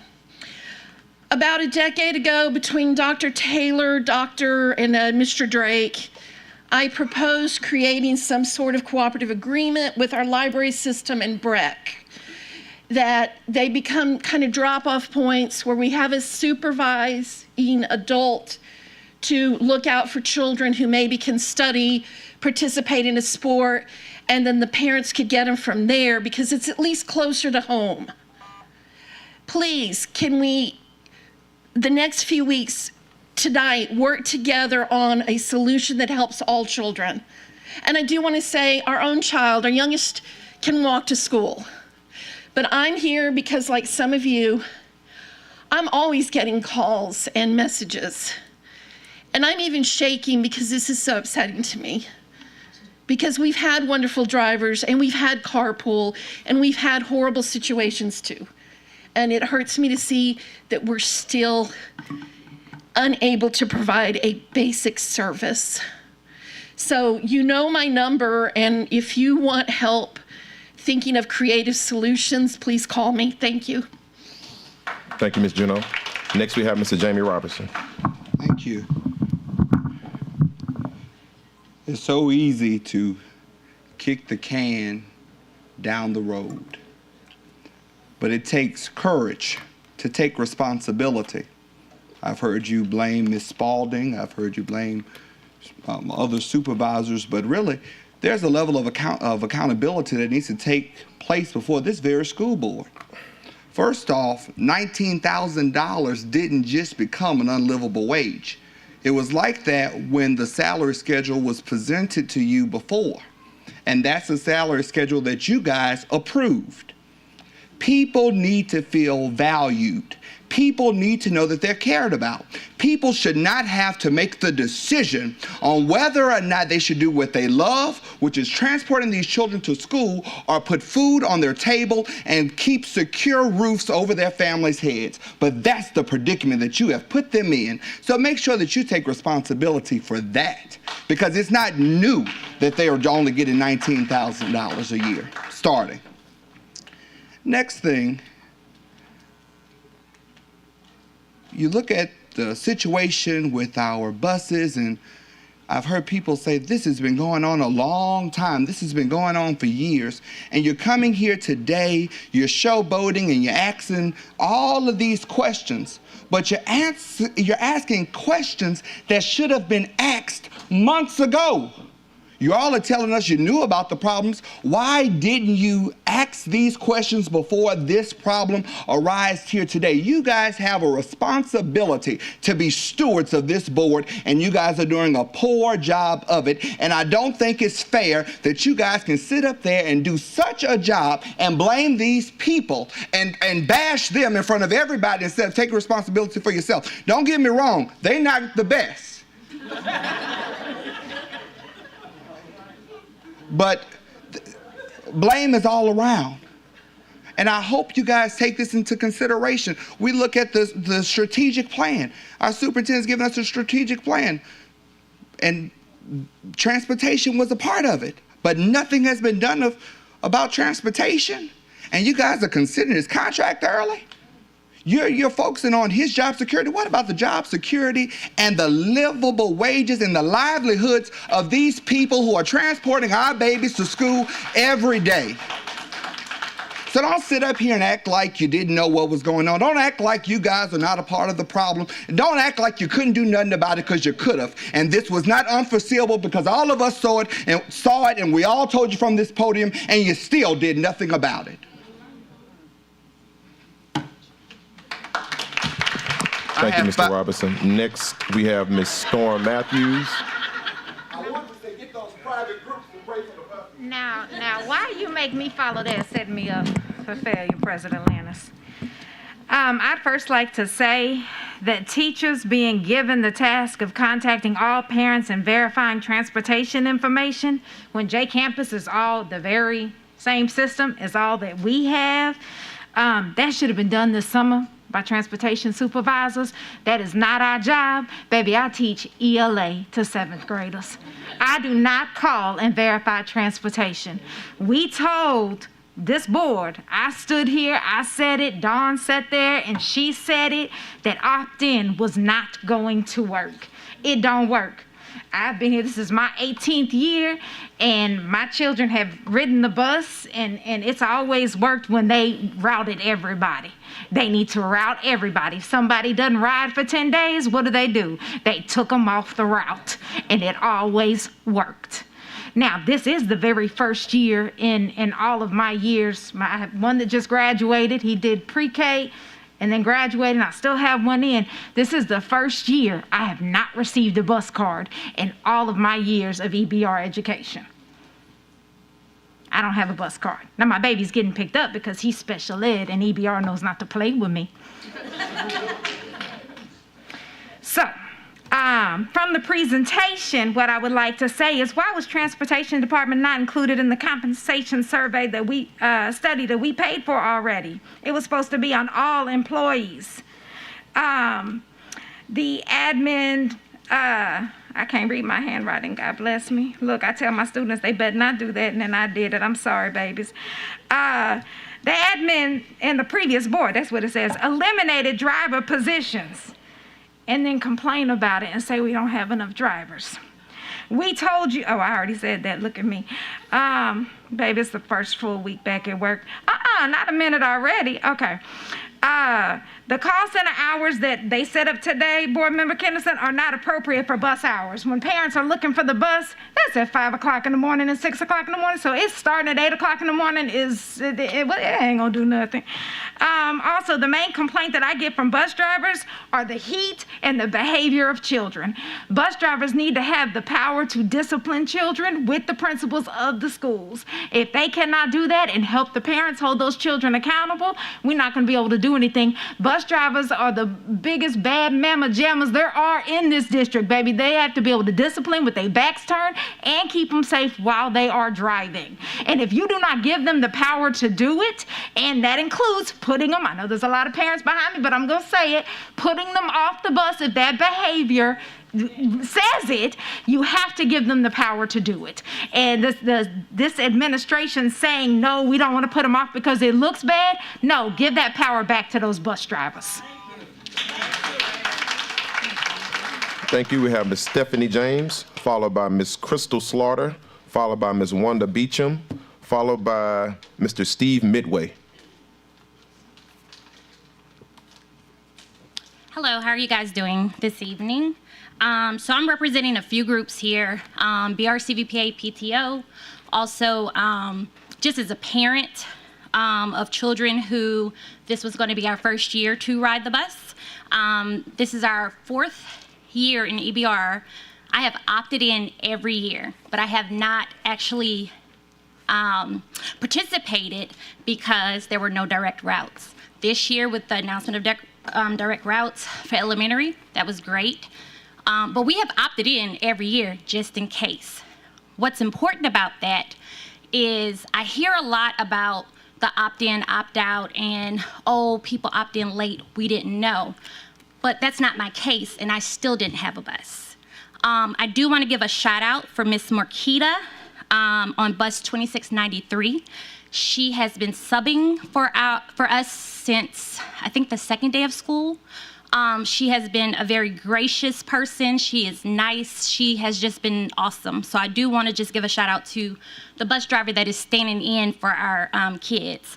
I do know that I attended a meeting last year, and there was an app. I don't know if that's the app that you guys purchased. I don't know if that's the same software you guys are talking about, but this is my first year working with Where's the Bus app, which of course we know does not work accurately.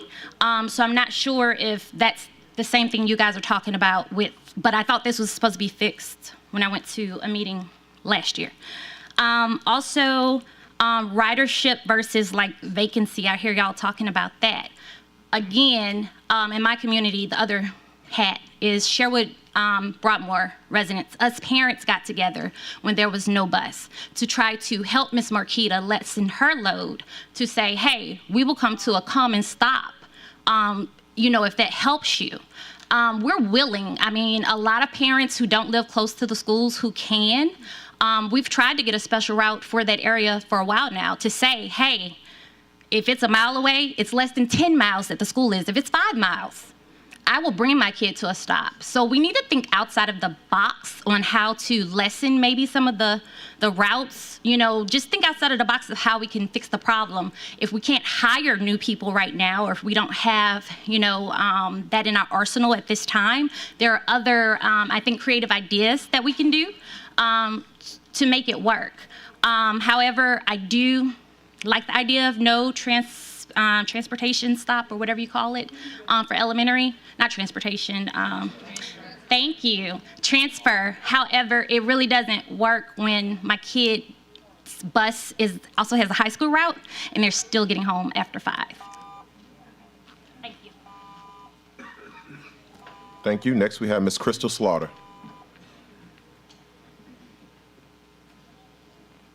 Ms. Crystal Slaughter.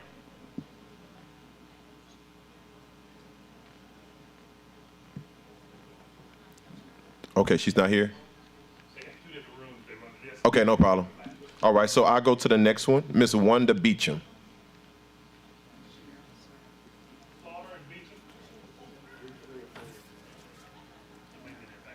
Mr. Steve Midway?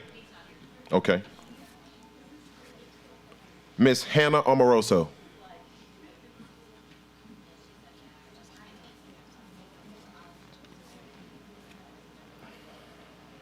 Ms. Amoroso? Yes. Okay. I'm Hannah Amoroso. I have 2 children in EBR schools. People who know me know that I try to get as many people as I can to use EBR schools.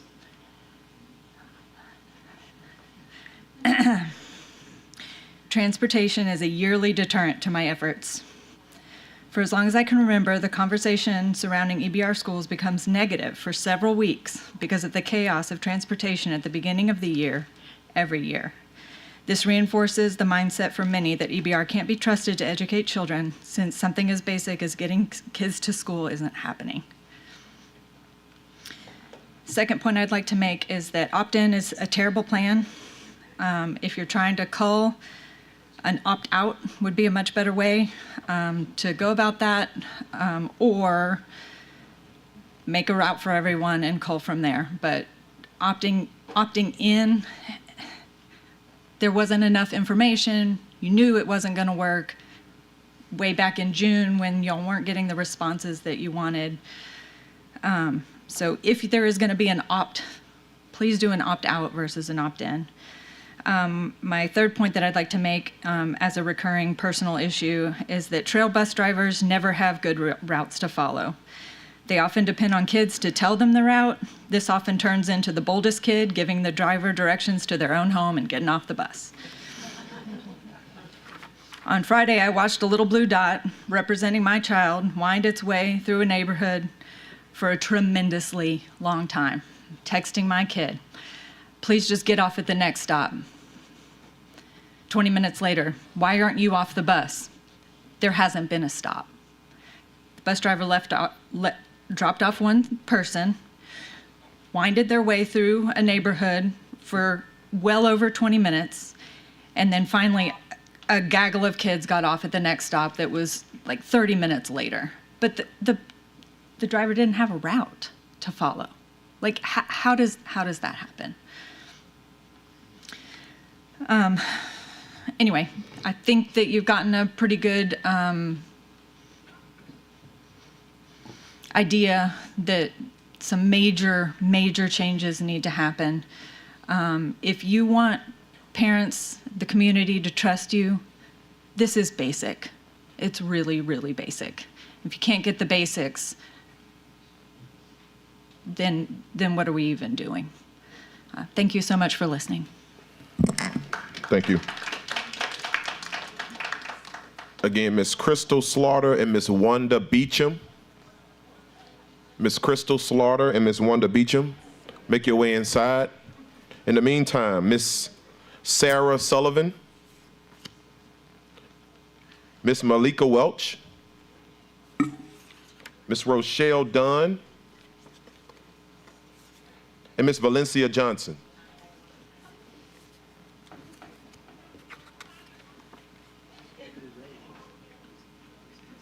Yes, you all don't have to wait. If you see that the mic is open, you can approach.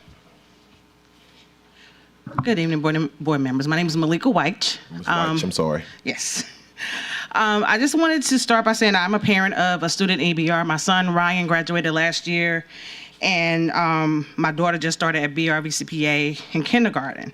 I will say that my daughter does not ride the bus, but I'm here because of the fundamental issues that we're having with the breakdown of the leadership. The impact on your inaction on this community is massive. The economic impact on parents, specifically mothers, you're putting people's livelihood at jeopardy, and that's not acceptable.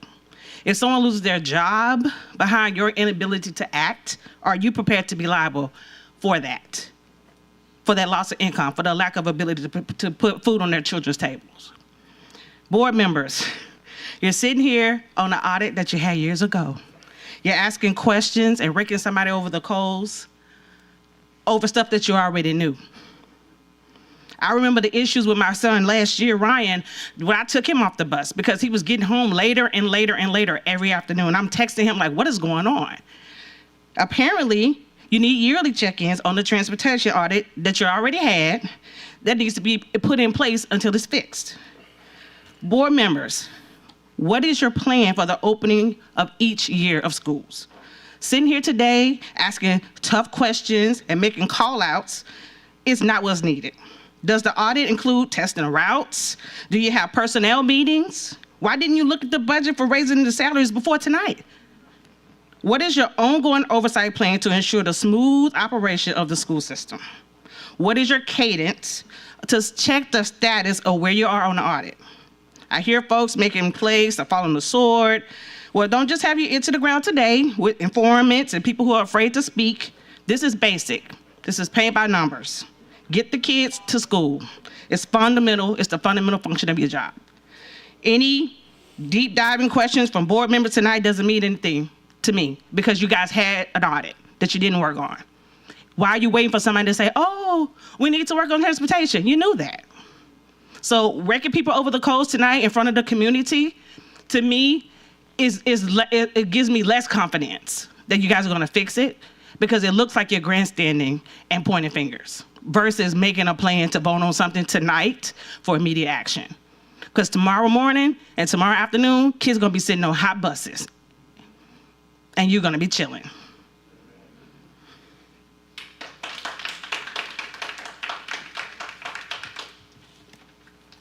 Good afternoon. And I would like to thank the East Baton Rouge Parish. Your name is Miss Rochelle Dunn? Oh, yes, it I'm is. so sorry. I'm sorry. You know who I am. Just let it stay like that. I'm Rochelle Dunn. And I want to thank the East Baton Rouge Parish School Board. But I do have some concerns, and I've had some concerns a while. I've been employed with East Baton Rouge Parish since 1988. I was hired in 1999. And the issues that I have is really the buses, mechanical issues. We turn our buses in and they request that we turn them in clean. When we get our buses back, they dirty. The seats are torn up.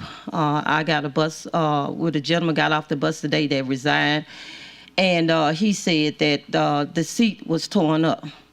Well, I went today and picked up, my bus had broken, okay? You had to shake the gear in order to get it in neutral, to get it to start. Take me about 15 to 20 minutes, so they asked me to bring it in. So I brought it in, and this was last week. And when I went out to the Sharp station to pick up a bus, well, the people that were there, they was not sure which bus to give me or which. They wasn't sure if they was gonna have the gas card to go along with it, bottom line. So I don't wanna go into too much of details, but I just wanna give y'all a picture of what we go through as bus drivers. Well, I went back today. I went to 5 buses. Neither one of them started. The one bus that did start, I didn't even much run my route because I've heard a lot of people say a few minutes ago that when they call to the main central office at transportation, they don't answer the phone. They telling the truth. They don't answer the phone. I'm a bus driver, and I call in because I am concerned about my children. When those children get on my bus, I am the one that is supposed to be taking care of them. They are the most important thing to me. I treat them like they are my child, my children. That's the way you're supposed to treat them. So my main job is to get them to school safe and home safe. That's what the parents want us to do as bus drivers. Well, we can't do that when you have a bus that's not working properly. First of all, when I got over there, the bus that did start, the amber lights didn't work on it. So I ended up getting another driver, which she did get a good bus to go back, and I came back to Sharp Station, and my supervisor was able to give me a bus. Now, I have a 303 serial bus. Those supposed to be the top of the line buses, right? 303, yeah. When you get, the higher the number you go up, the better the bus supposed to be, okay? If you were to look at that bus, the front hood of it is like rusted. Brand new bus, okay? No AC. Now, the bus I had, I know my time running out. The bus I had, for the last 3 years, the AC worked in the back, not in the front. And every summer I came in, I reported it, that the AC wasn't working. They were supposed to send it off. Get the bus back the second year, still AC working in the back, no AC in the front. This year, I didn't get that bus, 2574, because they changed the whole routes. I'm sorry, Ms. Dunn, that's time. Okay. But we do appreciate all your comments. I just appreciate if y'all consider giving the bus drivers AC buses. We need AC buses. It is hot out there. Yes, ma'am. Those children is sweating. Besides, we are sweating, and we are the drivers. So we do deserve better. Thank you. Thank you, Ms. Dunn. We appreciate your comments. Next, we have Ms. Valencia Johnson, followed by Ms. Sarah Sullivan, Ms. Darlene Alex, and Ms. Tammy Harrison. Hi, Valencia Johnson, president of the East Baton Rouge Parish Association of Educators. And I just want to say thank you, Ms. Kennison, for getting this meeting put in place. As a teacher, if we don't have kids at school, there's no reason to have teachers. And so our bus drivers are very important. And not only are we not paying them what they deserve, we got them in conditions that shouldn't be, especially in Louisiana. AC shouldn't even be a topic of discussion at this point. And I was under the impression that every year we were supposed to purchase new buses and change out those buses that had those issues. There is no way on the first day of school we should have buses that's breaking down, but we did. The very first day of school, bus pull in the parking lot, over with. Every day since school has started, we have had issues throughout the district with buses. Buses, no bus drivers. We need to work on the solution. The solutions are pretty simple, and they're really basic. Get AC on the bus. Pay the bus drivers. Do the routing. The problem that all of this has snowballed into is the opting in to the bus. If you would have had people opting out, which they do in other districts, many years my daughter went to Zachary school system, they always opt out of the bus, not opt into the bus. It's basic. At the end of the school year, they ask those parents, do you think you're gonna need this bus? You opt in or out at the end of the school year, so you can plan all summer for that.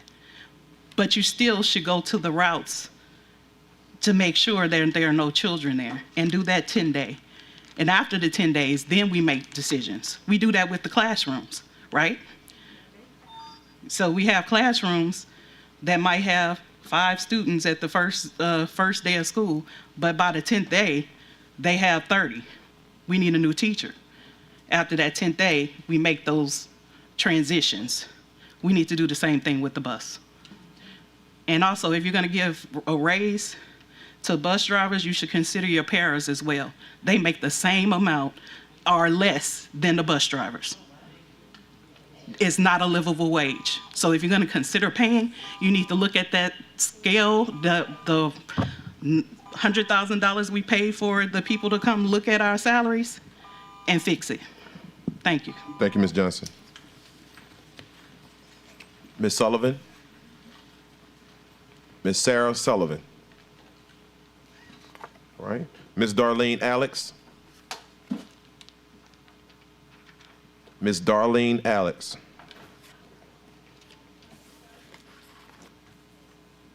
Ms. Tammy Harrison? Okay. Followed by Ms. Deborah Oliver and Ms. Angela Reams Brown. Ms. Harrison? Yes. Okay. Hello, how everyone doing? How are you? That's good. My name is Tammy Harrison. I've been driving for 4 years. I understand about the parents' concern about us bus operators, but it starts with us safety first. Our safety is more important than anything. If we don't get up and get that bus started, do post-trip, pre-trips, how we gonna know how to operate our bus? And yes, it's a hassle. And the new director, I'm being honest, giving permission to eat and drink on that bus, you know how many times I had to avoid a wreck for water bottles rolling from the back to the front under my accelerator and my brakes? That means I had to use 2 of my feet, and then you still monitoring, multitasking to see what the students are doing. That right there plan is not a good plan. I understand it's hot. If the moms want to put it in the thermal, that's better too. But sometimes they leave their thermos too, and thermos roll under from the back to the front. It's a lot that we go through. Parents saying we being rude, it starts with respect. It's how you approach us. And sometimes half of us have to hold our tongue just not to get into it with parents. All this monitoring where the bus is at, parents calling your phone, parents knowing where you stay at, that's our safety too. And how this world is going around now, and parents going by what their child say, but not finding out the full detail what's going on the bus. You putting our life in danger too. So I'm just asking you, if you gonna make a decision, understand that's your job, but that right there, that new one you made, that's not acceptable, because we have to get gum off the seats, paper. If they come on there with food from the school, leave it there. We are responsible for that. But when we go to the principals and ask the principal, we know what child that's doing it, can they sweep our bus off for us? That's to make a punishment for them to sweep the bus off instead of suspending them off the bus. If you get 1 or 2 to sweep that bus off and sweep it for us, maybe we might get a change. yes, parents mad and upset about this new school year, about transportation. Yes, we have a lot of bus operators that's out there doing more than one route. Is y'all paying them for it? Are you gonna say I'm gonna pay you for doing this extra route? Yes, parents, they have students that know the routes better than bus operators. But I'm just asking you, if you're gonna do what you do it correctly. And if you're gonna come and make changes, make sure it's the right changes for us. Because if you come down to it, and we wanna stand down and don't show up, what you gonna do then? Thank you, Ms. Harrison. Appreciate your time. Ms. Deborah Oliver. I'm sorry, if she's not up, you can come up, Ms. Angela Reams Brown. Thank you. I'm Angela Reams Brown, president of the East Baton Rouge Federation of Teachers and Support Workers. And I want to start my comments off with, I was very disappointed by school board member Russ. We want to talk about decorum and how we're supposed to handle a meeting, but for you to refer to the superintendent by his first name, that was disrespectful. So if you want the audience and the people who are speaking to respect you guys, lead by example. Number two, we talk about we have a shortage of buses, and I understand that, and a shortage of drivers. But we do drive not only for EBR, but some of our buses are being used by the parochial schools. I'm not quite sure how that works, but that might be something we need to look at, especially because we have a shortage. The next thing I want us to think about is, in our decision making, we want to make sure that we use common sense, fairness, and equality. The previous speaker talked about bus drivers who are driving multiple routes, and that is the case, some 2, some 3 routes. But at the same time, we have bus drivers who are receiving the same pay that's only driving 1 route. So if you're going to ask drivers to drive multiple routes, you need to compensate them, because they really don't have to do that. I think they should be compensated. We can't solve the issue tonight or tomorrow in the next few days, because we're still going to have buses with no air conditioning, and that's unrealistic. We're still going to have a shortage of drivers. So I think at this point, we need to look at ways that we could utilize staff that we already have. For example, what about parents who will be willing to drive the bus to school and home? They're coming at the same time the kids come. They leave at the same time the kids leave. The bus could be parked at that school at dismissal, and we could get the kids home sooner. The other thing I want us to look at is this $109 million that we have in our account, holding it for a rainy day. It's storming. It's storming today. So our babies need to be in air-conditioned buses, not just the kids, but the drivers. Because the last thing we need is for something to happen to one of our drivers, a heat stroke, while they're driving a bus full of students home from EBR. And the last comment that I really want to make is, I think the best thing that the superintendent and the board voted on and said it was okay was the elimination of the elementary school transfer point. If you could hear the horror stories that I've heard of what happened to 6, 7, and 8-year-olds at that transportation point, as a parent, and my son is about to become 40, I wouldn't want my child to ride a bus that would go to a transportation point, and I didn't know whether he or she was going to get home safely. So let's make decisions that we can accept, not only as school board members and as superintendents, but as parents as well. Thank you. Thank you. Next we have Ms. Deborah Oliver, Ms. Melissa O'Rourke, Ms. Kathy Carmichael, and Ms. Tiffany Stevenson Polk.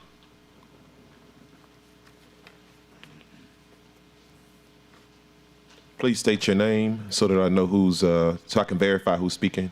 It doesn't have to be in any particular order. You can go right ahead. I'm Melissa O'Rourke.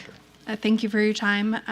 I have been a parent for both EBR parish schools, and now I am a parent at private school.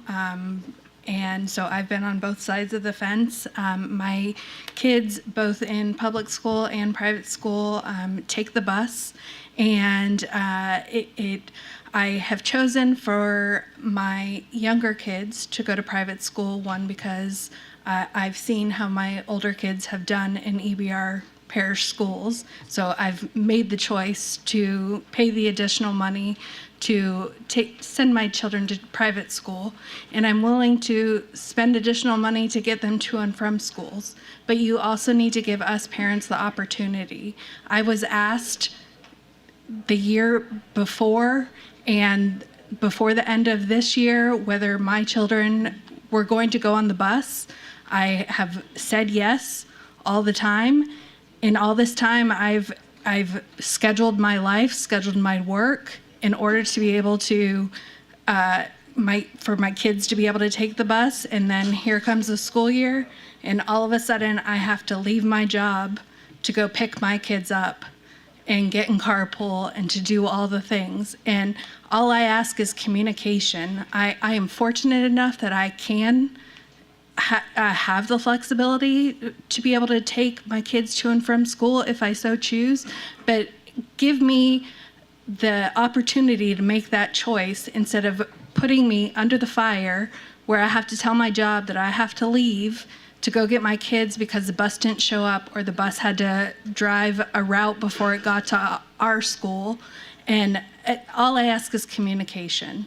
Had someone told me back in May that my bus that my kids have would be riding a route for high school kids before they pick up my kids, I would have scheduled my life accordingly.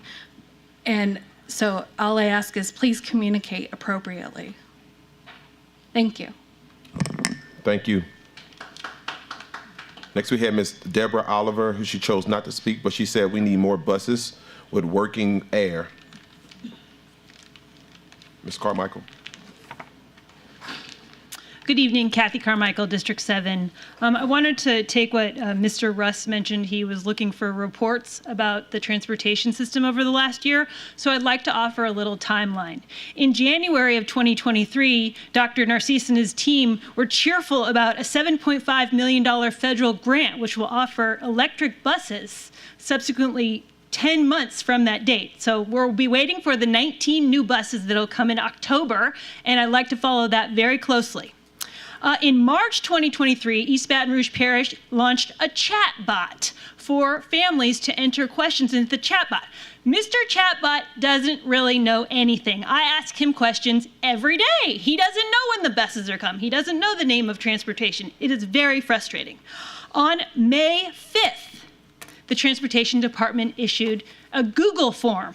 And that was the form where it said, by participating in this survey, the district will know how many students actually need transportation. That was May 5th. Then in July, the East Baton Rouge Parish, at the very end of July, the budget was passed. And on page 10 in the budget, it stated that we need 46 more bus drivers. But what I hear tonight is we need more than 46. And then on August 6th, the Carmichael team, we got our cards. We got our cards. So that was exciting because I know a lot of people didn't get their cards. This is what the card looks like. All right, everybody? So in the good old days, everybody got a card and the bus went to everybody's houses because that was the way it was set up. On August 9th was the first day of school. And at 9:29 p.m., we got an apology letter from, not really an apology letter, but it was a letter that basically said, we're sorry about transportation, reach out to your principals. So the school district was not taking ownership of the problem. They were asking families to reach out to their principals. And now we're at August 14th, and this morning there's this app that the school district may or may not use that I don't know. It's called Where's the Bus? And it wasn't working. I emailed Where's the Bus? I emailed East Baton Rouge Parish. So my point in all of this is that communications and resources need to be conveyed to the public. I talked to the chief of communication today, and I asked him to please communicate. All the news that EBR relays to us does not have to be happy news. We just need news. Dear folks, Where's the Bus is not working. That would really help us all if we knew that. Or the bus is not coming. Or how about instead of using the same postcard that we've used for 10 years, we say, we've changed some things this year. There's going to be no more transfer points. I mean, this is the same postcard. I keep mine. I have them if you want to see. So I'm just asking for accountability and just tell the truth and communicate with us. We're on Facebook. We're on email. But ditch the chat bot. The chat bot's got to go. And the last thing I just want to be is appreciate all of our bus drivers. And I hope all of you in the audience, outside and everywhere, you know the name of your bus driver. And you say hi and bye, and you teach your children to say thank you to your bus driver. Thank you. Thank you, Ms. Carmichael. Next, we have Ms. Tiffany Stevenson Polk, who left a comment but chose not to speak. She said, my daughter's bus stop is 8 streets away in front of a men's shelter. She's only 11 years old. Also, Ms. Robin Brown, who chose not to speak but left a comment. My son is the first to pick up and last drop off. Unacceptable. 2 hours and 13 minutes on the bus today. Drove past our neighborhood 3 times with no drop off. Followed by Ms. Jeannie Taplin, who chose also not to speak but left a comment. More help, more drivers, more money for sure.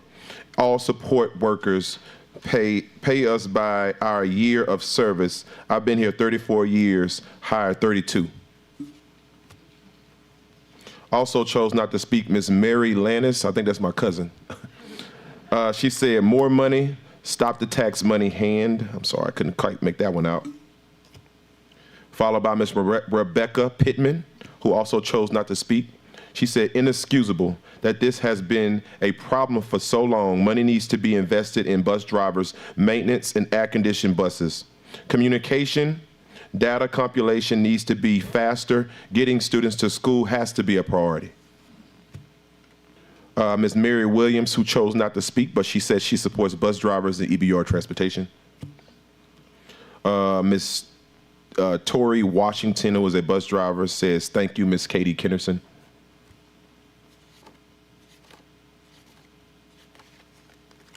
Okay, Mr. Anthony O'Coin. Yes, sir. Did I mispronounce that? Okay. In his comments before you speak, I'll just say pay raise, personnel, mechanic shop, safety. I'm here on behalf of the mechanics. I listened to y'all talk about everything, one team, one mission, but I ain't heard nothing about the mechanics. That was forgotten. They said y'all came by and visited the transportation department, but you were 300 steps away from the mechanic shop. So that one team, one mission must have been forgotten. And like I say, when y'all was out for COVID, sitting at home, teachers at home, kids at home, we were still working. One team, one mission. We didn't stop. We didn't quit. We kept on working. We work all year round. Like I say, we work through rain, sleet, snow, hurricane, everything. And like I say, we work on buses that's worth probably 80,000 plus a year, and we get paid nothing for working on buses that cost more than your houses, your cars, but we get the minimum. And like I say, the 3,000 the bus drivers talking about, they were leased buses. That's not our buses. We get the best of the best.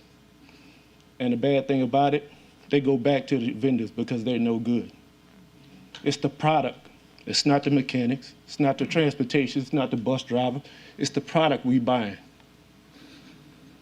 I think we buy a better product, them buses be on the road better. Pay our bus drivers more, we will be better. We're the biggest department, biggest in the Baton Rouge. Why we can't be paid like that? These other little counties are small. We are big. Why we get taken less? Like I say, one team, one mission. We was right down the street, and y'all didn't even visit. And like I say, I'm here for the mechanics. We're here. Finally, we are seen, maybe heard. Like I say, these bus drivers work hard. We work hard with them. to get them to get these kids to school. My daughter goes to school, has no bus. But I don't cry. I don't weep. I pay what I have with less to get her where she need to be. And like I say, we had 2,000 brand new buses, like 5, maybe 15, 19 buses. All of them went back with less than 5,000 miles because the product is no good. Don't blame the mechanics, the buses, drivers either. One team, one mission. Thank you, Mr. Anthony. Next we have Ms. Sandra Lewis. Ms. Sandra Lewis. Ms. Tiffany Williams. Ms. Tyron Joseph. And Ms. Ashley Spurlock.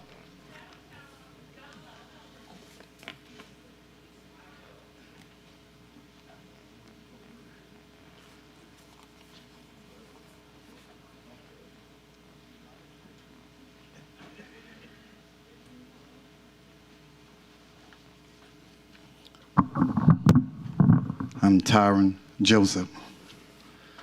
Been employed at East Baton Rouge Parish for numbers of years, 16 to be exact. We're speaking about the elementary transfer, first of all. Elementary transfer was a working item.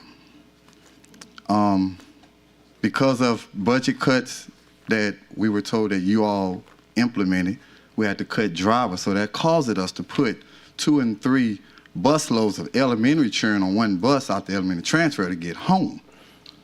That's the problem that was with elementary transfer. Before that, wasn't no elementary children being picked up at 5 o'clock in the morning or 6. It was working. I was against getting rid of the transfer, but I'm just an operator. Resources. Our resources is limited. What I'm saying is, Ms. Powell, you asked a question. If it's the resources we need, just tell us. Well, we are too big of an entity to be having 20 new buses every other year. By the time those 20 buses get down the line with the streets that we have, some of our students take the windows apart while we're going down the street. But by the time those 20 buses make 100,000 miles, the next 20 buses come, those buses in the graveyard. Resources. Training and hiring. Ms. Powell, you asked about the training process and the hiring. Well, you all, I was told, is now doing the hiring process, which is slowing us down. I'm the head trainer. And we never went without a training class at least twice a month. We always had something to pull from when there's a shortage of bus drivers, bus operators. Always. The training got cut and things went south from there. Accountability. Operators, supervisors, directors will come forward, but like I said, a lot of them are scared. Okay, who's in charge? That's my question. Who's in charge? Who calls the shot? I don't like working for nothing where it's a power struggle. And the power struggle, they take it out on the operators. Who's in charge? Thank you. Ms. Sandra Lewis. Ms. Sandra Lewis. Ms. Tiffany Williams. Ms. Tiffany Williams. Ms. Ashley Spurlock. Thank you, Ms. Spurlock.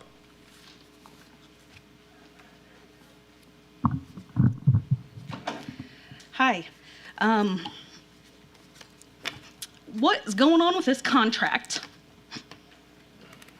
These are public schools. These are public facilities. What percentage of our buses go to private schools? How many of those, since they're paying for them, do they get priority air conditioning? No. We have a shortage. So why? Why are we contracting buses out? I mean, that's my big one. I want to know how many buses we have. What percentage of those buses are going to private schools instead of public schools? Because that right there could tell us how much of a shortage EBR actually has, our public schools. And I was sitting in a room with a bunch of lovely bus drivers.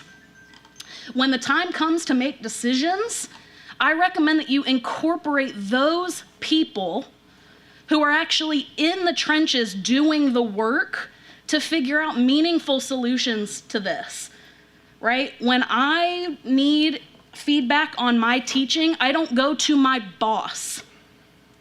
I give evaluations to my students to tell me what I have done right, what I have done wrong, and how I can fix it. So let's add some bus driver feedback into this to make sure that these solutions are actually going to work at that level. Thank you. Thank you. Mr. President, may I have a moment just to educate the public a little bit about the private school transportation? Yes, sir. You can call for a point of information. May I have a point of information? Yes, sir. I would just like everyone in the public to understand, because I've heard the parochial school question come up multiple times. That is a state law that our legislature has passed, that we are required to provide transportation to the parochial and private school students. That is not an option for us. We can't decide not to do it, and we have to treat them at the same as we treat any other student. So that is not something that we're just wanting to do or trying to do. It is an unfunded state mandate that is given to us by the state legislature. Our hands are tied. We cannot do anything about that. So thank you. President Landis, can I ask a question for clarification on that point of our general counsel real quick? Yes, sir. You can call for point of information. Point of information. You have it. Council Hamlin, are we required under that state law that Mr. Godez references to give any particular priority? Or are we required to treat them the same as we treat our own system so they can get their fair share of absent bus drivers and whatnot? We're required to treat them the same, and specifically the law states that the LEAs have to provide free transportation to any student enrolled in a BESI-approved facility. So it's not all non-public schools. Those non-public schools approved by BESI. Thank you very much, Mr. Shamlin. So that's one of the questions we don't need to answer now. It's out of order, but at some point will be, how are we prioritizing them and what service are they getting as opposed to the schools that we operate? Yes, sir. Acceptable and valid question. Thank you. Okay, next we have Ms. Brenda Scott. Ms. Brenda Scott, Lakita Leonard, Ms. Mintu Patel, and Ms. Sonia Cook. Ms. Scott? No, Ms. Leonard. Okay, I'm sorry, Ms. Leonard, you go. It's okay. Hi. I'm a parent of two students at Flame, and this was going to be their first year riding the bus. I will say that we got our bus cards late, so all the time it worked for us. We stood out for day one for 40 minutes, no bus. I called, of course, no answer. Tried to ask if that bus even made it to the school, still no answers. I will say that on day one, around 2:00 p.m., we got a message saying, hey, pick up your kids from school if the bus didn't come. So, okay, so I rushed to school, try to pick my kid up. I see my kids getting on a bus at about 3:45 p.m. So I'm like, okay, well, let me get out of the carpool line, follow the bus. It's just going to school. I finally was like, okay, let me see if I can get my child off this bus because I don't know where this bus is going, knew nothing about it. So my issue with this is just the lack of communication. If someone would have just said there is no bus, you know, we would have been okay. However, we've been waiting for the bus. My kids were excited. We waited for every day. So 4 days we've been waiting for the bus to come. Still no bus. I've emailed, tried to leave messages. I've done the Google survey. I've done everything. Again, still no communication. And it's just ridiculous. And I'm not speaking for myself necessarily because my husband and I have flexible enough jobs so we can get our kids to school. Granted, we don't really want to wait in 20-minute carpool line. If we can get them on the bus and get them to school timely. However, there are a lot of students out in East Baton Rouge Parish who, if there is no bus, they do not get to school. The parents, it's just frustrating. And so I will say that to the school board, members as well as to the superintendent, do what needs to be done. The question, we can pass the blame from this person to that person, but at the end of the day, these students need to be put on a bus. We did opt in for transportation, but we did everything that we were supposed to do, yet it's been zero communication, and the school is dealing with enough, and honestly, they don't know, right? So I go to the school and I'm asking the school, they don't know, and honestly, that's why there's a entire separate, department for transportation. That's their job. And it's just ridiculous. I do think, I agree that the transfer points being eliminated was good. However, everyone had to know that absent a transfer point and more direct buses, that there was going to be an influx of bus ridership. It's just a given. And so to be ill prepared for that, and again, things happen, human mistakes, whatnot, but what is inexcusable is the lack of communication. That's all. Thank you. Next we have Mintu Patel. Mintu Patel. Ms. Sonia Cook. How y'all doing? My name's Sonia Cook. I am a bus driver, and I really want to know, when will we be getting a raise? Dealing with these hot buses that we're on. Can anybody answer this question for me? Nope. Oh, it's just comments? Oh, but we really got to do something. Really. We suffering out here as bus drivers. And y'all not helping it no better. I mean, come on now. You got to do better. Really do better. Thank y'all. Thank you, Ms. Cook. Again, Mintu Patel, Brenda Scott, Jean Donaldson,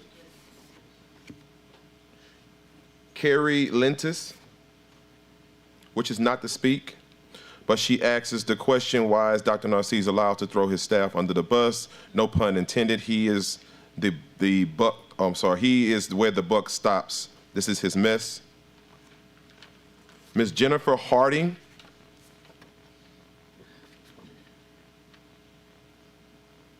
And Ms. Jean Donaldson did not wish to speak, but she did leave a comment. Why are we providing transportation to parochial schools when we cannot cover our public school routes?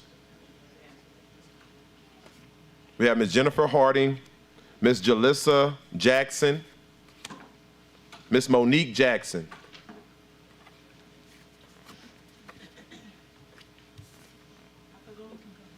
I'm Jalissa Jackson. I have two kids in the EBR school district, Liberty Magnet High School, as well as BR CVPA.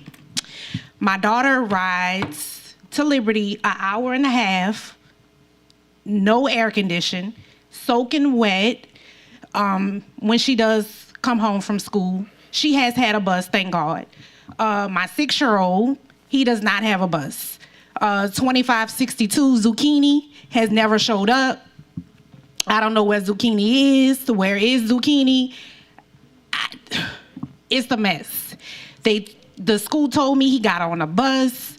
I'm looking at where's the bus at. It went to St. George. It went to Mayfair, which we're supposed to have a double route with Mayfair.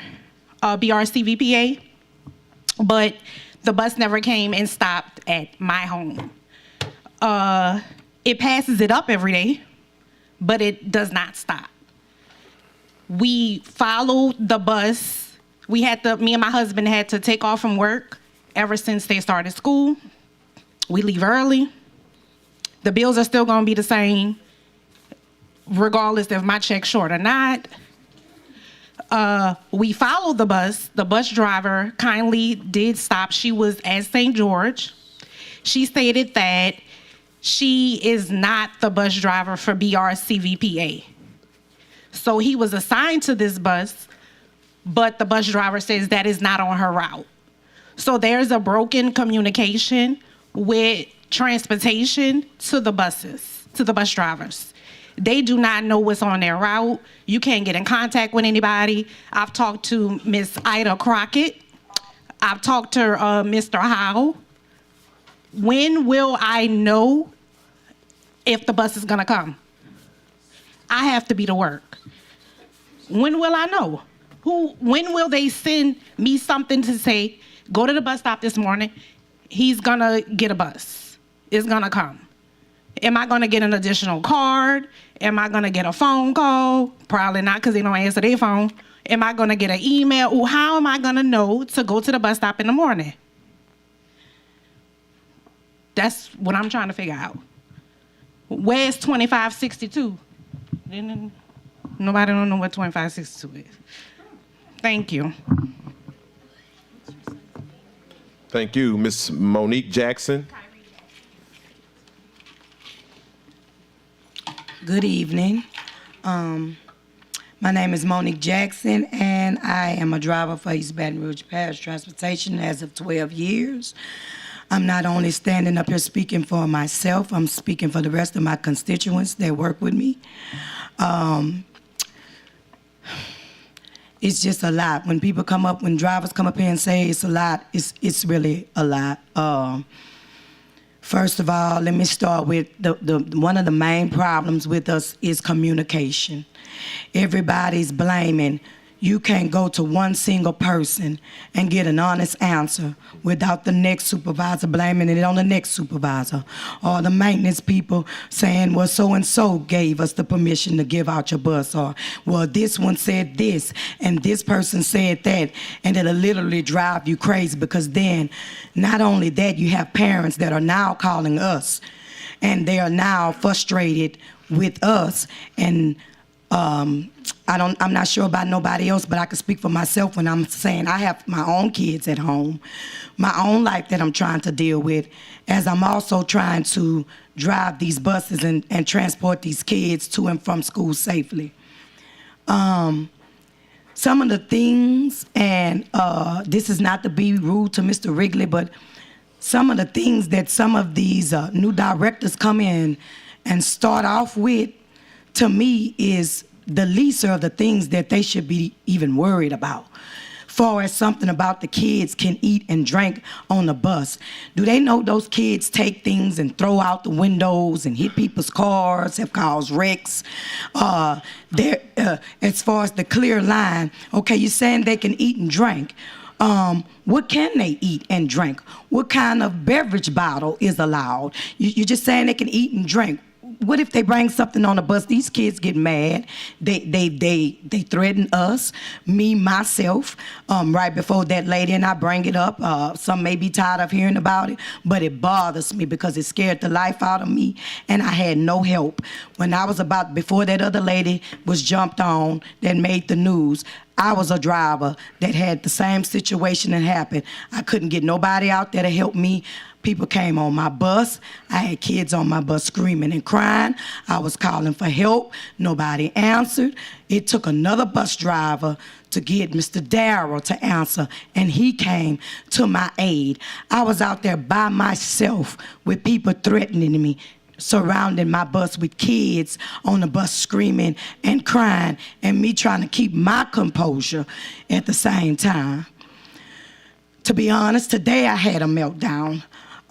Lack of communication. I treat them kids like I treat my own kids. So therefore, you have these parents that are calling me and their kids are not being, taken to school. I drive for Baton Rouge High. I've been there like 5 years. So then there's me contacting Mr. Hunter. Mr. Hunter, can you contact somebody? Nobody's not answering me. It's just a back and forth, And I don't know if it's legal, so I'm not gonna actually say how much I get paid, but for 12 years and the things that I've been through, from getting guns off my bus, okay, I don't feel like I'm appreciated. And communication is lack thereof within the transportation system. Thank you, Ms. Jackson. Next, we have Ms. Lindsay Lyles, Wendell Russ, Miss Corunda Corley, and Kiva Dumars.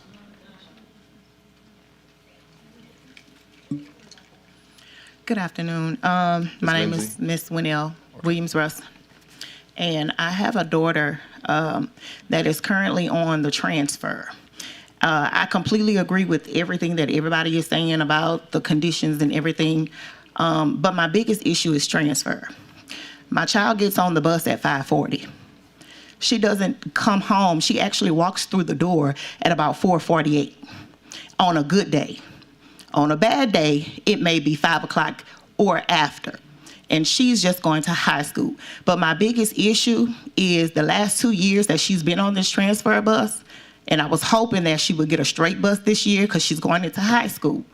But the last 2 years that she's been on this transfer bus, the first bus doesn't show up. And so when the first bus does not show up, that means she cannot get on the second bus to get to school. So I do understand that, you guys do not allow, the parents to drop off at transfer because of safety issues. I understand all of that. But then what happens, those kids, and there are other kids in the neighborhood that ride that bus, and they're not as fortunate, for me to just call my supervisor, because I teach too. I teach kids, and so I have to call my principal and say, hey, I'm going to be running a little late today because I have to get my kid to school. And luckily, prayerfully, she understands and said, okay, we understand. You got to get your kid to school. But at what point is there something going to be put in place where if the first bus doesn't show, can I get them to the second bus, or can I get them to a different spot to get on the second bus? Because that poses a problem. Last year was even worse. In 8th grade, I was late almost half the school year because I had to take my kid all the way to Woodlawn and come back on this side of town to go to work. That's such an inconvenience. But not even that, with the other babies that's getting on that same bus, their parents are not as fortunate to get them to school. So that particular child has missed a day of school because that first bus hasn't shown up. So what are we doing about the transfer issue? They're hot, they're tired as well. She's drained when she gets home. But then how it inconveniences me getting to work because the second bus is going on taking the other kids to school, but her first bus did not show. And so now that poses a problem because I can't get her to the second bus. That's my issue. Thank you for your comments. Next, we have Ms. Corunda Corley.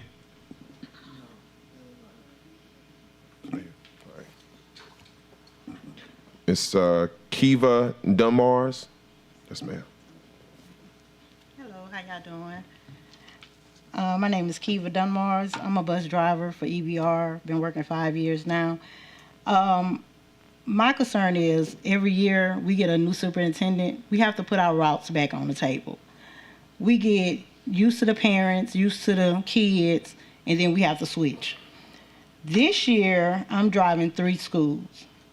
So my first is a high school with 51 kids on there.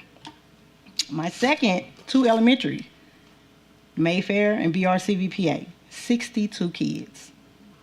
62 kids. Yeah. So my bus is packed. I'm thankful for an AC bus, but that's a safety issue. I'm on Essen, Perkins, and Starring. They're not stopping when my stop arm is out. Even though the kids are getting off on the side where they just go straight to, it's still a safety issue. My first day, it was a wreck right in front of my bus because the man tried to run the stop arm and hit another car. So, they got rid of elementary transfer. They shouldn't have. They should not have done that.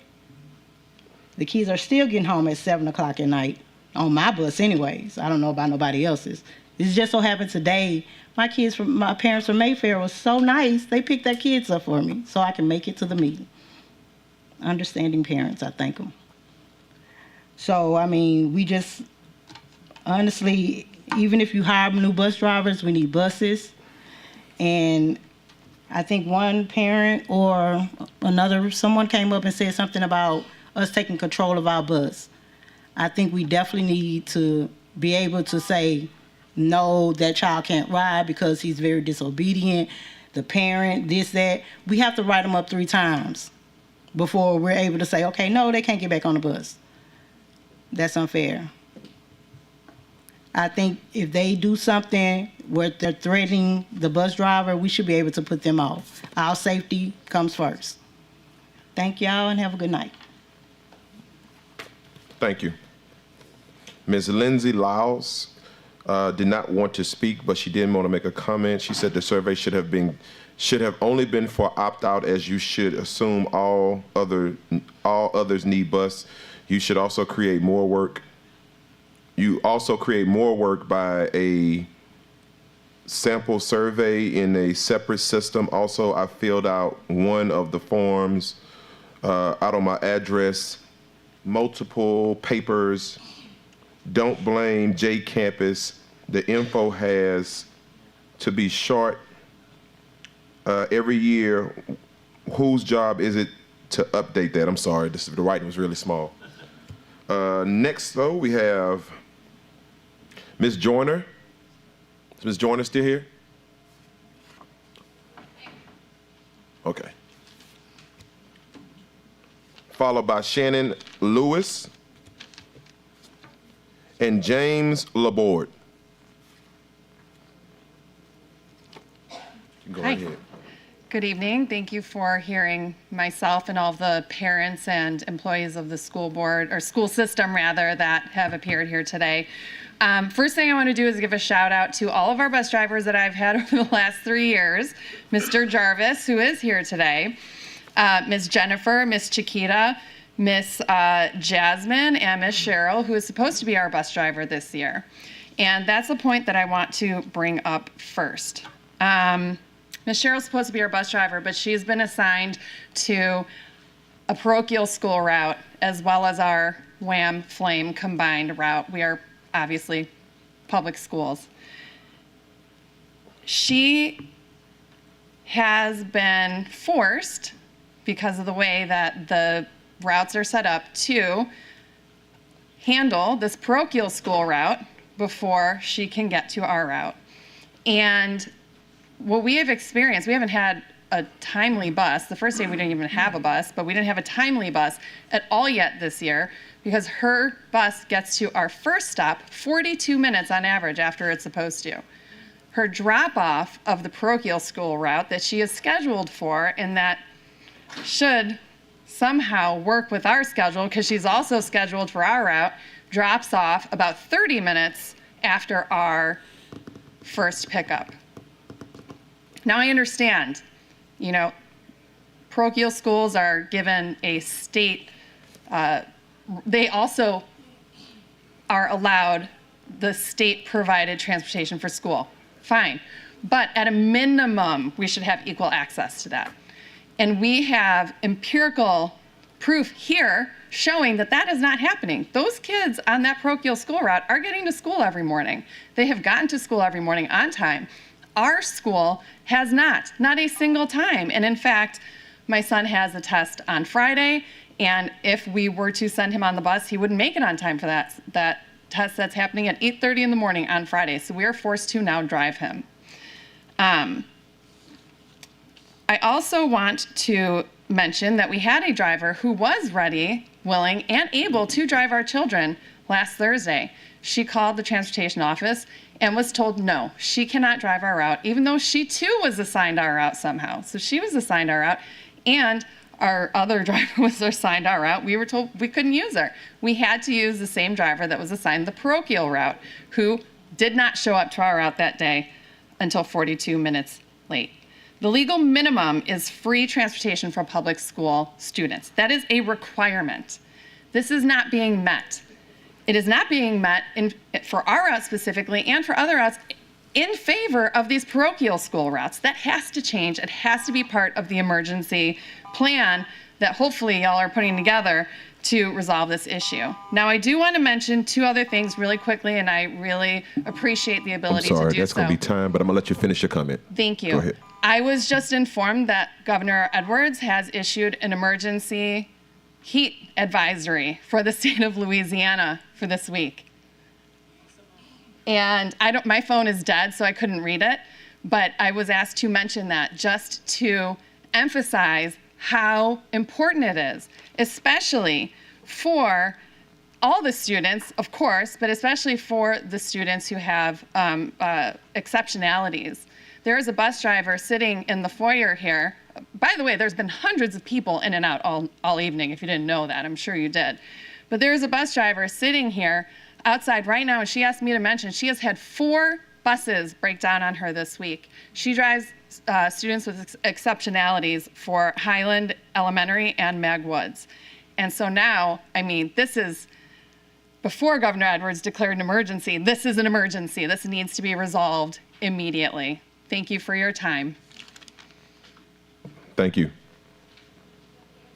Mr. James? I'm sorry. And you're Ms. Shannon Lewis? Okay. All right, good evening. I'm James Laborde. I've got a daughter who's in 4th grade at Mayfair Lab School, and I'm also the PTA president at Mayfair. So I wanted to come first of all and emphasize I've gotten a lot of feedback from parents on specific, all these issues associated with the transportation, and the frustration comes from misinformation and lack of information and lack of being able to contact somebody and actually speak to a person, right? We had the discussions about the call center and being non-functional, issues with the web apps that were laid out, et cetera, right? So those need to be addressed. Here in the discussion tonight, it's pretty clear y'all have got cross-cutting problems associated with your staffing and training, your equipment management, your technology and technology platforms, and your route management and communication strategies as a team.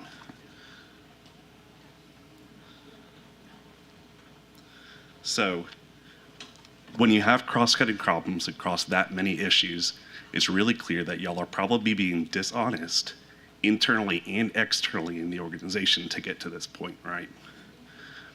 So I wanted to talk about executing a recovery plan, because that's something that y'all are going to have right now. You've got to come out with a plan where you can be clear and clearly communicate what you know the issues are, how you're going to address them, what your timeline for resolution is,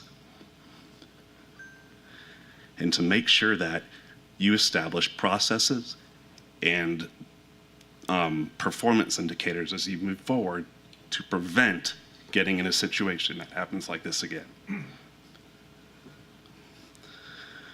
Y'all are in charge of milestones and deliverables in this organization. The deliverables are our children, and the milestones is getting them on to school and home on time and safely. You've got to emphasize and make sure that y'all are understanding and executing. Thank you. Thank you. Next we have Ms. Regika Preston. I'm sorry, you can come up now. Ms. Regika Preston. And Ms. Ann Bourne says, please address bus route issues and pay bus operators and mechanics adequate wages. You may go now. Hi, my name is Shannon Lewis. I've been driving for 16 years. As a bus operator, what I want to ask, first thing I want to ask, have any one of Ms. Narcisse, have any one of the board members or director or whatever driven the bus recently or been on the bus recently? That's what I want to ask you. Without the air. Without the air. Okay. For how long? Field trips? That's not long, right? How about 10 minutes, 20 minutes at the most? Okay. So what I'm trying to address is I'm trying to piggyback off of the operators and what the parents have been saying about the air on the buses. Mr. Lewis, you know me from a long time ago. I used to be at Capitol Middle with my children, with babies. They were good. But, okay, so the air is a big issue. I just want to let y'all know, on the first day of school, and I have somebody in this room right now that can confess to this, Miss Pauline Watson. I was on the bus, I do transfer for special needs, her and I. She has an AC bus, right? Okay, my air was supposed to be working, but it's not. I got so nauseous, okay? I was about to pass out on the bus with the kids. You know, that's a big issue. Because if I'm the operator and I pass out on the bus, what's gonna happen? Okay, I got sick to my stomach, okay, and everything. I'm just saying, that's a big issue that needs to be addressed. And on top of that, the special needs children are riding these buses with all kind of issues. Please do something about it soon. Thank you. Thank you. Hello, everyone. I'm a bus driver. So I have a couple questions. Yeah. Okay. I have a couple questions. Okay, so I had heard a parent come up here and say that drivers need to be held accountable for their behavior. Okay, so what y'all gonna do about y'all kids' behavior? We shouldn't have to get on the bus and try to focus on the road, look in our mirror, see what you're doing, and they don't act right, so evidently they act like it at home. So we shouldn't have to parent y'all kids because we already got enough with safety issues already that we deal with on the buses. Okay, 2, kids eating on the bus is a no because kids take stuff from other kids. So how I know that they're not taking the wrong thing? And then I got an even bigger issue, and I don't know what to do. They don't answer the phones. You text, you don't get no text back. So what we supposed to do? Okay, you got broke buses. When buses break, we got to get up at 4 o'clock in the morning, be there for 5 when the mechanics get there so we can look for a spare. Okay, we're looking for a spare. It's pitch black outside. That's pointless. That's stupid. Your trails can't cover the routes. So you got to get up and look at 5 o'clock in the morning for a bus. That's ridiculous. We shouldn't even be going through this with buses. Okay, the bus drivers pay. Most of y'all in here, well, all y'all know bus drivers pay start off at $19,150. That's what they start off with. And I'm quite sure I'm still at that because I only been here for a year. I got kids too. I got a family at home to take care of too. Y'all say we had got approved for a stipend. When we getting it, we don't wait to give y'all our work. So when we getting it, I'm just trying to figure out what's up, you know? So, another thing, you got supervisors in the transportation department showing favoritism. They give AC buses who they want to give them to. So, that's an even bigger issue, because everybody should go to work happy and leave happy and satisfied. You shouldn't be showing favoritism to nobody because we all here to do the same thing. Okay, you took elementary transfer. You took elementary transfer, but we get out of high school transfer right at 5 o'clock. What's the problem? I'm not understanding it. Okay, if we say we're gonna stand down, y'all got a bigger issue. So how y'all gonna handle the problem? Because we can stand down. And if we stand down, we make it hard on the parents. And that's not what we're trying to do. So the issue needs to be addressed. It don't need to be addressed by next week or none of that. It needs to be addressed. They need to try to figure out what they're gonna figure out and do what they're gonna do. I got parents calling me daily. My route starts at 5 o'clock. 4 o'clock comes around fast. So I gotta go home and get my kids together, but I made sure, I made it a point after I finished my route that I was here. Because if we don't stand with each other, who gonna stand for us? So, I mean, I'm just trying to figure out what's up. Thank you, Ms. Preston. Next we have Tammy Mahone. Amanda Tucker, who said that she does not want to speak, but she did want to leave a comment. Bus problems are not uncommon with EBR. The size of this failure shouldn't have been the reason buses are finally addressed. And Ms. Jane Moeller.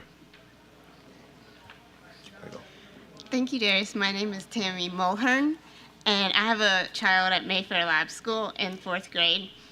And thank you, board, also for calling this meeting today.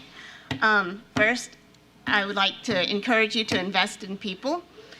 The bus operators are very hardworking. My driver called me this weekend because she cares, but she had a route that would not work for my student, because she's not receiving the tools and support that she needs. But she called me because she's making it work. She shouldn't have to give up her Sunday calling parents. I don't think that she's being compensated to work on the weekend. I don't know. If you value and support your frontline staff, you're going to attract and retain your frontline staff.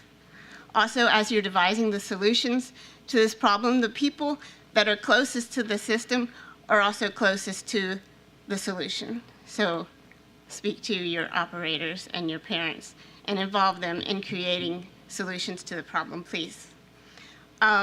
Next, I would encourage you also to invest in the technology to develop a system that is integrated. Where's the bus doesn't work, and a Google form to opt out doesn't work, because I'm guessing a person has to transfer that data, and it's not like a real-time integration. There are systems that exist, I would imagine, but I don't really know about buses very much, that would include everything: RFID, building real-time bus routes where parents can opt out depending on daily schedules, and real-time parent communication. I think this would eliminate the need for so many inputs of data that aren't working with Google Forms and JCampus and Where's the Bus. So your support, please support your frontline staff. Thank you. Thank you.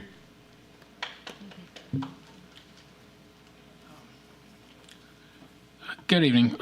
My name is Jan Moeller. I have lived in East Baton Rouge Parish for 20 years, and this is my first time at the school board. I'm in Mr. Lewis's district, but I'm no stranger to the public schools. I have 2 kids in the public schools, a 4th grader at Wham, right up the road, and a 7th grader at McKinley Middle Magnet. And my wife teaches 3rd grade at Bernard Terrace. So we're very invested in these schools.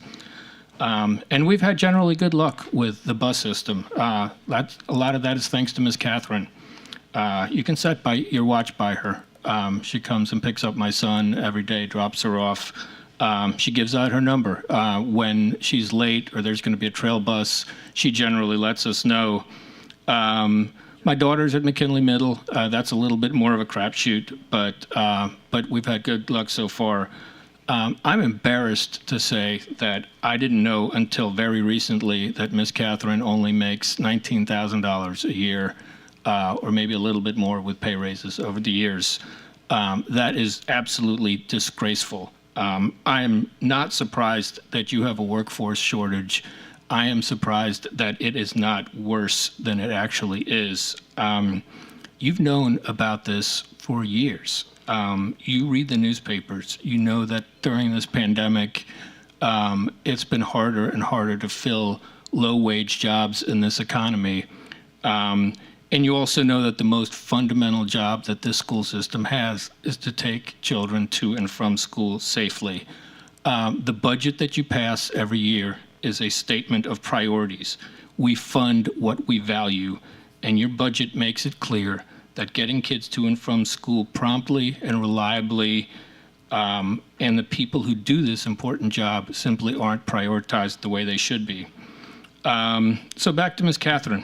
This afternoon we found out from a parent, not the school, that the bus broke down today. So tomorrow I'll be driving my son to school, and I'll figure out what meetings I have to miss in the afternoon so I can come pick him up. And that's my final point. You know, when parents choose the bus for their children, it's generally because they have jobs and responsibilities that make it a lot harder to make that drop off and make that pickup in the afternoon.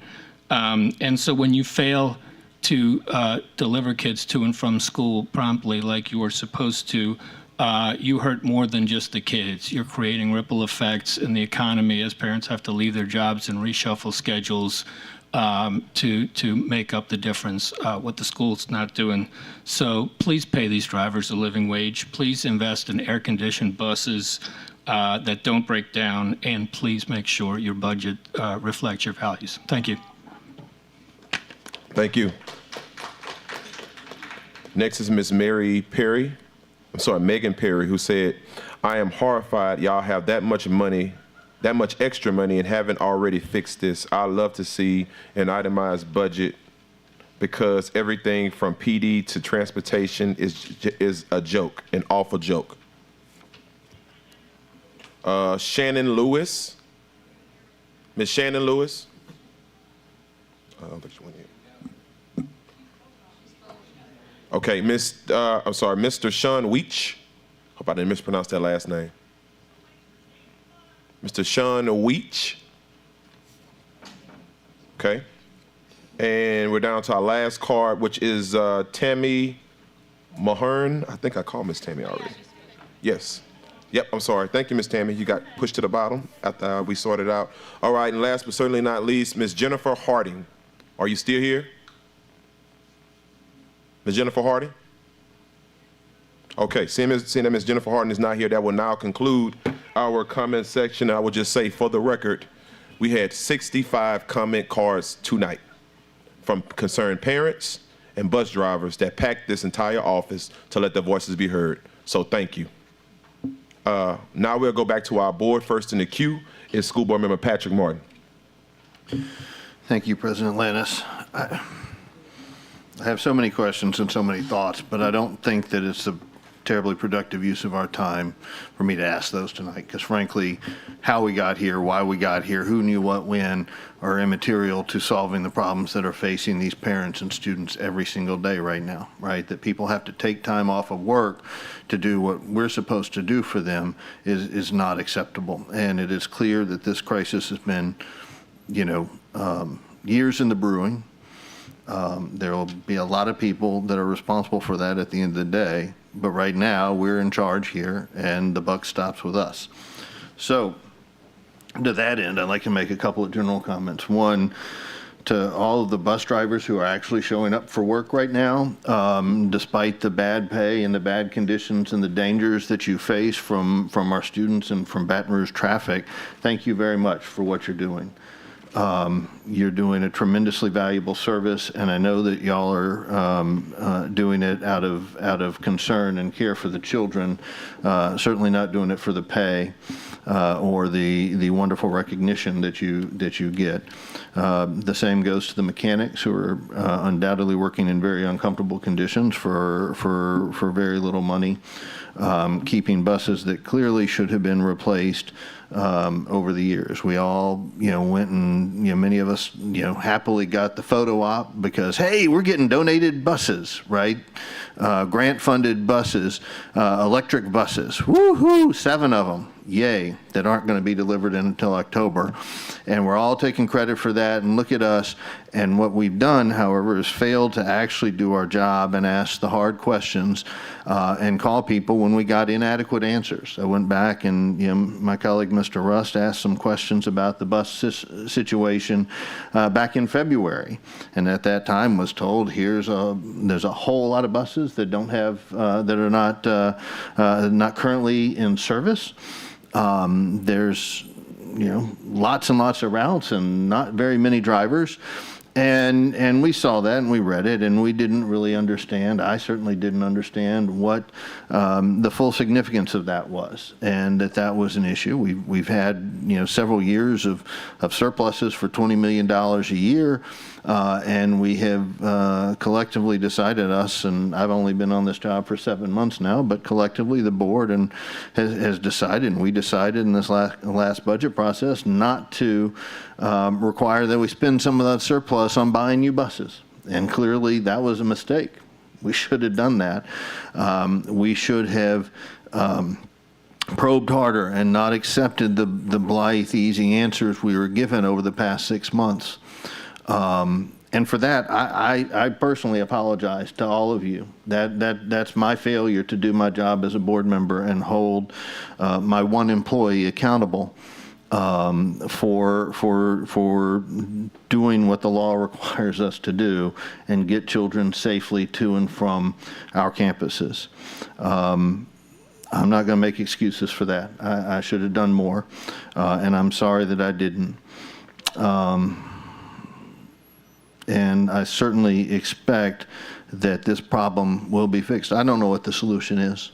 That's not, honestly, my job is to provide the resources to help make the resource allocation decisions to ensure that priorities, such as getting kids safely to and from school, are performed in a timely manner, and that we communicate with the parents and the teachers and the school bus drivers and the mechanics exactly what's going on, honestly, straightforwardly, and timely, which we are not doing. And you know, I'm going to do my best to, as one board member, to do better. And that's all I have to say, Mr. President. Thank you. Thank you, Mr. Martin. Your sentiments are heartfelt. Next, we have School Board Member Vice President Carla Powell-Lewis. I guess I want to just simply tag my colleague, Mr. Martin, in my statements as well. I think that what I commend and applaud the most tonight is the fact that people were willing to use their voice and to speak up. I am, you know, I hate to say, although it's bittersweet, I'm elated that people were willing to share their voices. Not just parents, but our employees as well. I know that according to what our law may be or our bylaws may be in regards to this board, that we have one employee, but at the same time, we have so many that are represented. And so I want to ask openly, you know, y'all know I'm going to say for the record, that we make sure, that we make absolutely positively sure that those who have chosen to speak out tonight are not retaliated against in any way. In any way at all, because they have been willing to speak out and share their realities. We owe them that. What we forget is the fact that these same employees reside in this area and are taxpayers. So they're constituents first. And they have used their voice to be able to share their concerns.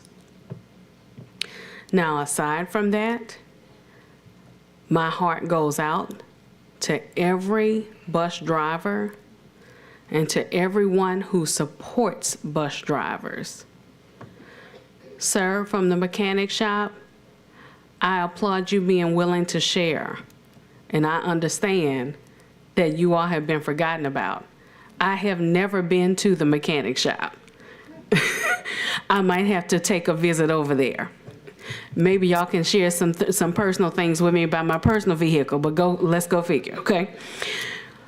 But I do think about my family members, and I think about those that are part of my friendship circle in our community who give their time every day as a bus driver, who will go park their bus at Walmart or park their bus at their barbershop and drive their route, then go to their middle of the day job and then come back and get their bus in the afternoon because they don't make enough money to be sustained.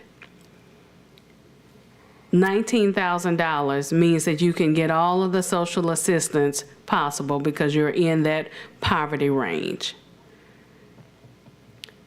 Again, as Mr. Martin shared, I don't know what the solution is, but we're determined to find out what we can do to assist. And we hope that we never have to cross this place ever again. Our apologies, and I thank you as well. Thank you. Thank you, Madam Vice President. Next, we have School Board Member Nathan Russ in the queue. Thank you. I want to first offer an apology. As was pointed out, it seems that I inadvertently referred to our superintendent by his first name, which is not customary when we're on the dais.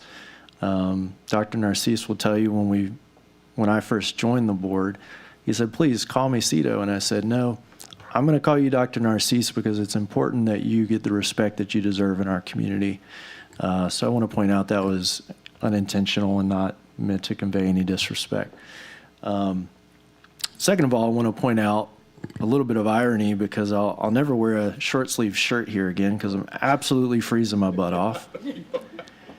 And that's ironic because the people in this room that make the decisions every day about what is going on with our employees and our staff and our children are just freezing their butts off with this wonderful AC while we send our drivers out, our lowest paid employees, to sweat and pass out from heat exhaustion. Pretty ironic, a little poignant to me right now.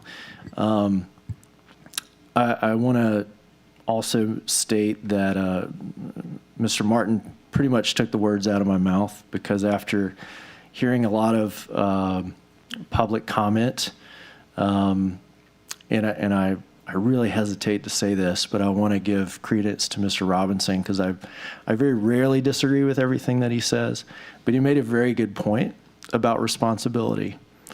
And something that is important to me in my life that is one of my personal values is accountability. And accountability is a term that is used very heavily in education that often talks about accountability to our students in academic performance. But what it means to me is ownership.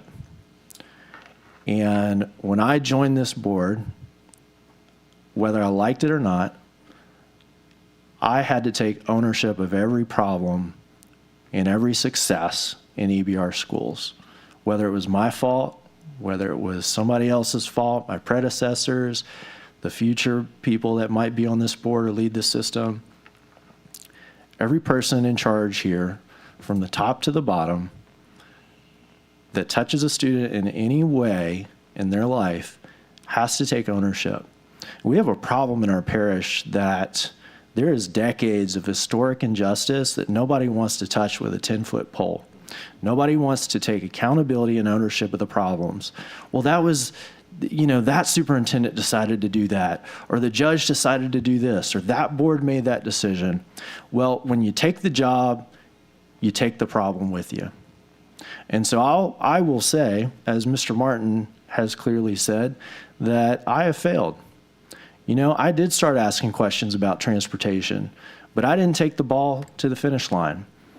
When I got the answers and I didn't hear that there was a clear plan in place to remedy these egregious problems that were already happening, I didn't force the issue. I thought to myself, these are professionals. Seems like they're on top of it. When I asked for recommendations about transportation in the budget, it seemed like they knew what the plan was. I didn't keep asking the hard questions. I didn't hold our employee of this board accountable to say, here's how we're going to get this done. Here's how we're going to take massive action to remedy this decades-long problem. Because that's what families in our community deserve.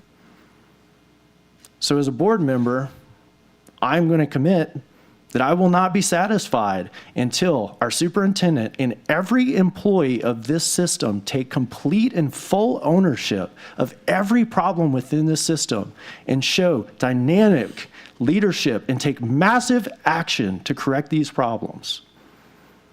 I will do everything in my power on this board to do so, and I will keep asking the hard questions until I get those results for our families because that is what they deserve. And I'm tired of accepting less. Thank you. Thank you, School Board Member Russ. And again, heartfelt sentiments. Thank you. Next we have in the queue, we have School Board Member Cliff Lewis. Yeah, I'd like to echo some of the same things Mr. Martin has said, Mr. Russ, Ms. Powell. We do owe the public a tremendous apology for some of the things that have gone wrong. But everything happens for a reason. We had to go through this storm, and I'm being kind when I call it a storm because I've referred to it as another type of storm here the last couple days. But we had to go through this to get to the other side, to fix it, because it is a decade-old problem, decade with an S. Now, one thing that makes this community great is a lot of pride. Now, everybody that stood in front of that podium take pride in what they do. And when you take pride in what you do, pay, believe it or not, is really secondary. Because when you find something you love to do, you never really get up and go to work. That's what he told me. You really don't. Now you want to be compensated for it. I mentioned the word synergy up here early tonight.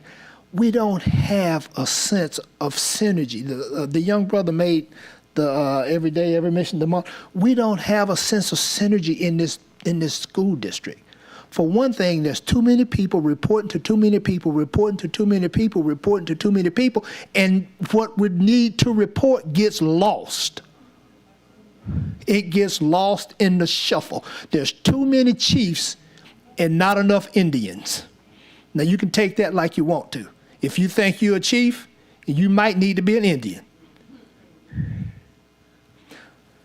I've heard so many things tonight, I don't know where to start. 80 kids on a bus. 80 kids on buses? Bus driver showed me a picture this morning where there's no cushion on the seat. Kids sitting on cardboard. How many bus drivers did we actually lose during the budget cuts? The young brother talked about training. Well, training buses, some of them got check engine lights on. Transparency. That's a big word. How transparent are we being? Now, we sit up here and we went round the mountain for the last 7 months talking about $6 million worth of platforms, programs, and software. We've spent the majority of our time on this board debating on whether we were going to spend $2 million on a panic button, $2 million on this or $2 million on that. We should have been talking about spending $2 million on strengthening the infrastructure of this district. Like some of my colleagues said, my eyes are open. We all may think we've done a good job, but I think we all need to go home and look in the mirror tonight and ask ourselves, how good a job have we done? How good a job have we done?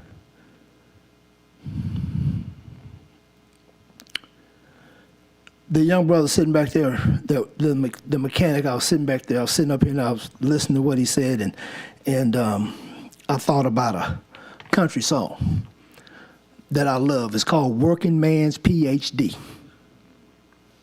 And that's what you got. You stood here and talked about how you are paid. You don't worry about how much you make, but whatever you make, you're gonna make sure your child has the best she can have. That's what makes this a great place to live. But we've got to pull together and worry and can be concerned about our most precious cargo, which is our children. Now, don't get it wrong. There's a lot of schools north of Florida Boulevard out there that were not represented here tonight. But we're not getting buses at Capitol Middle. We're not getting buses at Capitol Elementary, Broadmoor. And I'm gonna say this, and if you don't like it, too bad. This is one school district with two separate school systems. And it's been that way. And we need to start addressing what equity looks like, and that goes from how we pay our mechanics, how we pay our bus drivers, how we pay our teachers. People, if we don't stand together, we're going to all go down on the ship. There's no reason why this cannot be a great place to live and work. Because one thing people in South Louisiana understand is that's hard work. We have got to pull together and turn this district around. This was a necessary evil that we had to go through. It really was. It was a necessary evil. Because if you don't really understand the degree of brokenness that you're dealing with, you don't understand the degree that you got to put it back together. We can't keep putting Band-Aids on hand grenade wounds.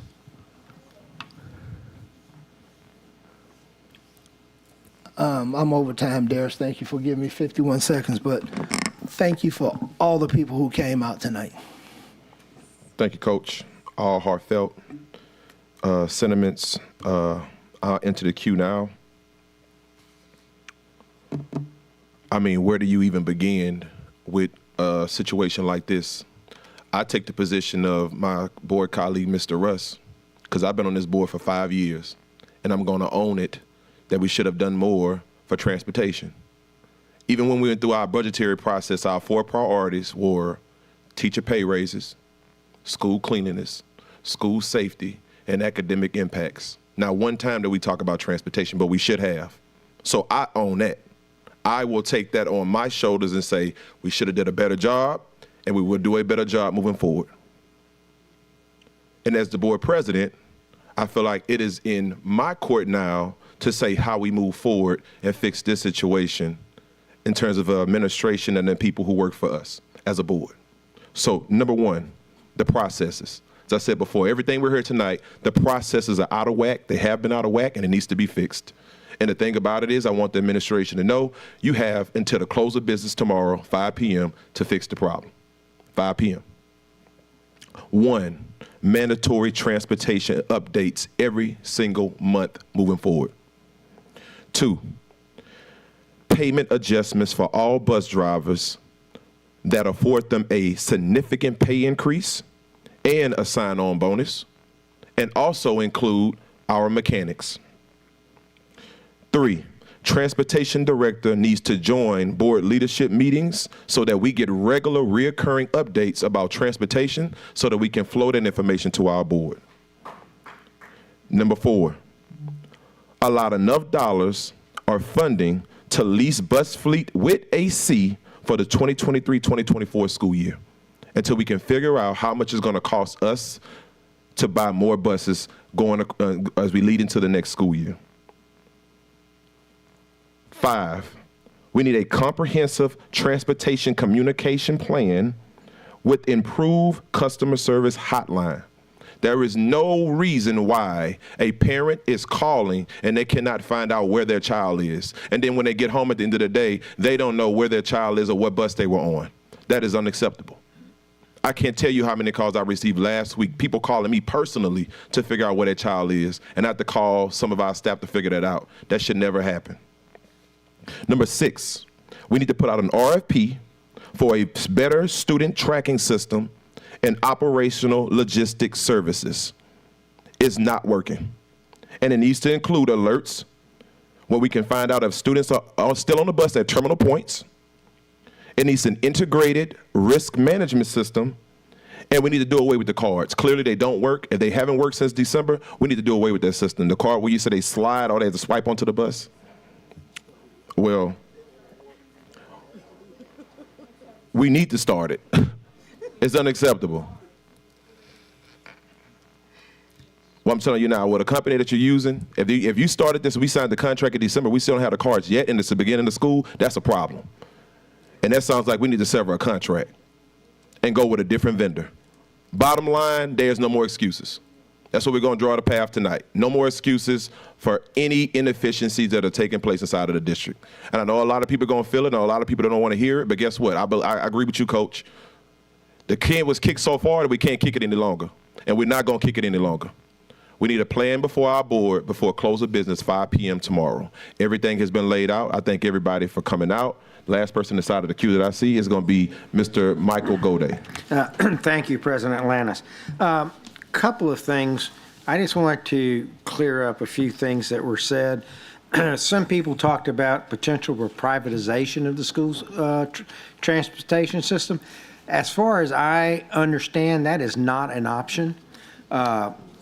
If you go to privatize the school transportation system and take those employees out of the retirement program, you would then have to pay all of the unfunded liabilities that are represented by those employees, which would be a huge check. So privatization is not an option that anyone should even think about or consider.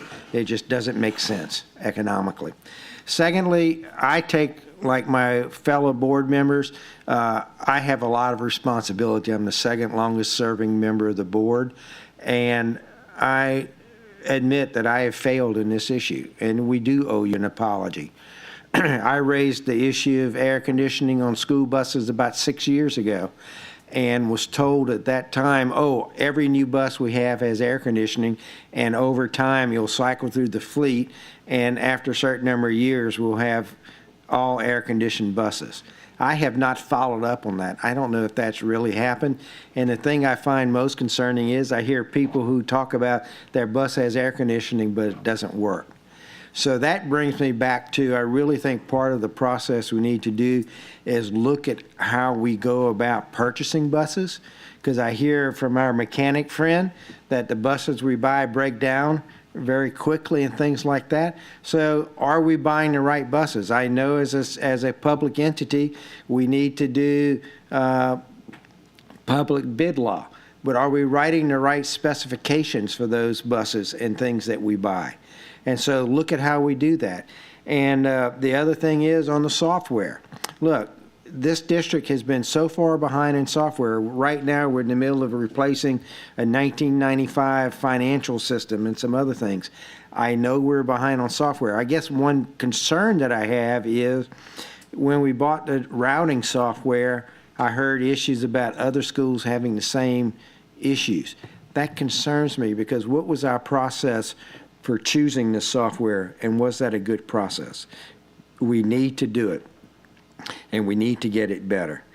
I'm not going to talk about the opt-in, opt-out. I don't know enough about it, but I do know we don't have enough bus drivers, we don't have enough buses, so doing where we transport every student in our planning, I don't see how that makes any sense, because we're going to just need more buses and more routes.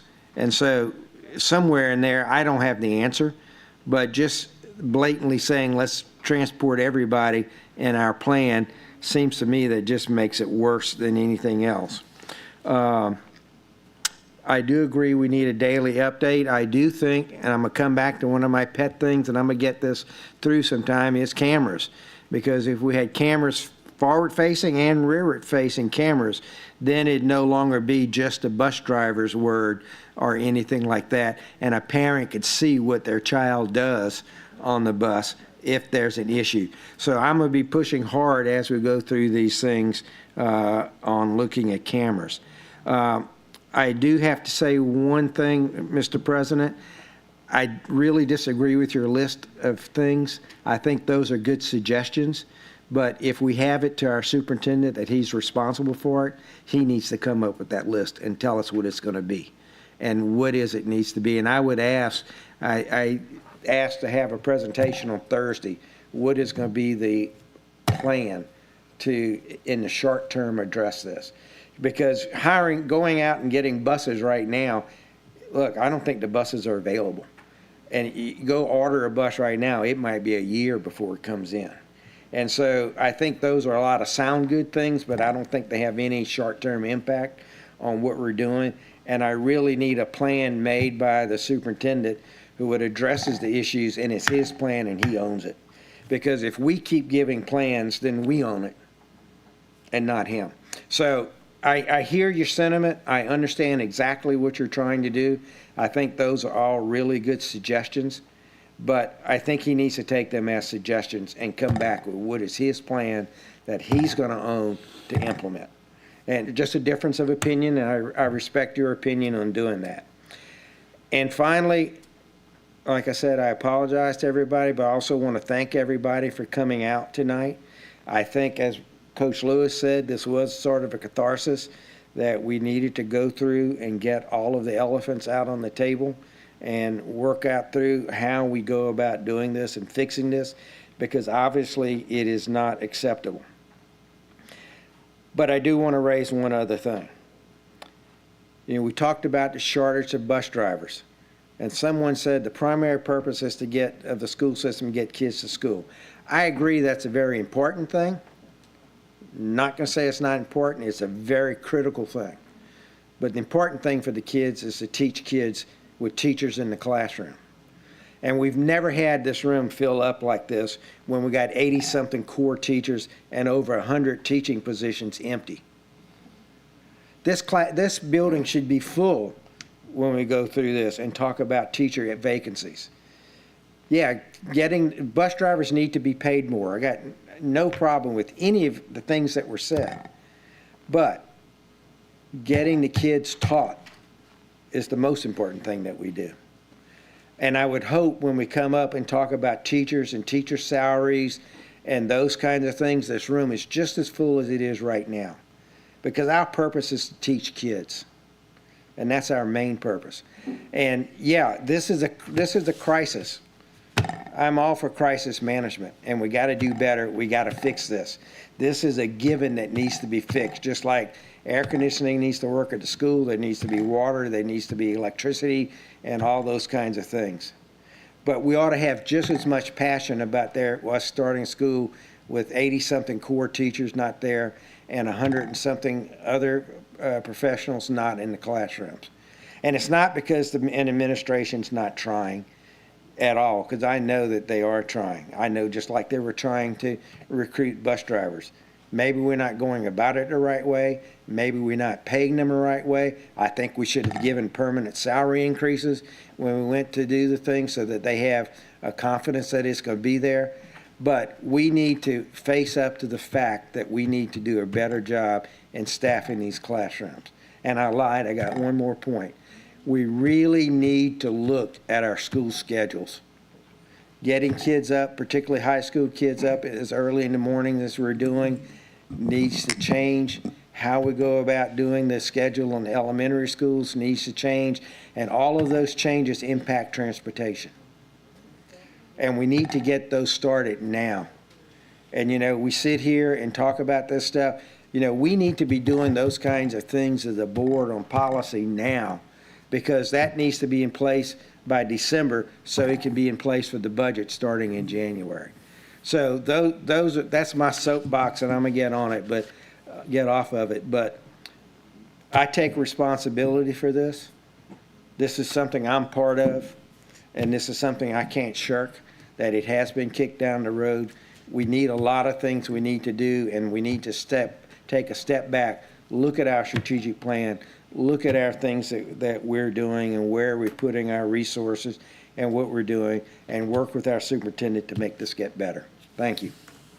Thank you for, I went over a minute and 40 seconds over. Hey, Sorry about that. It's okay, you're preaching.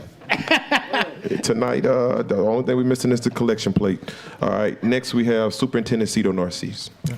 Thank you, President Lannis. Just wanted to say a few things before I know we're going to end tonight. So I'm not a person big on excuses. We did not do right.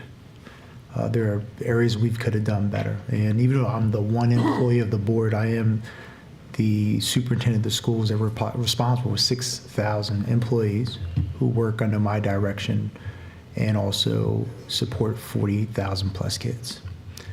When we do something wrong, I probably lose more sleep, I would argue.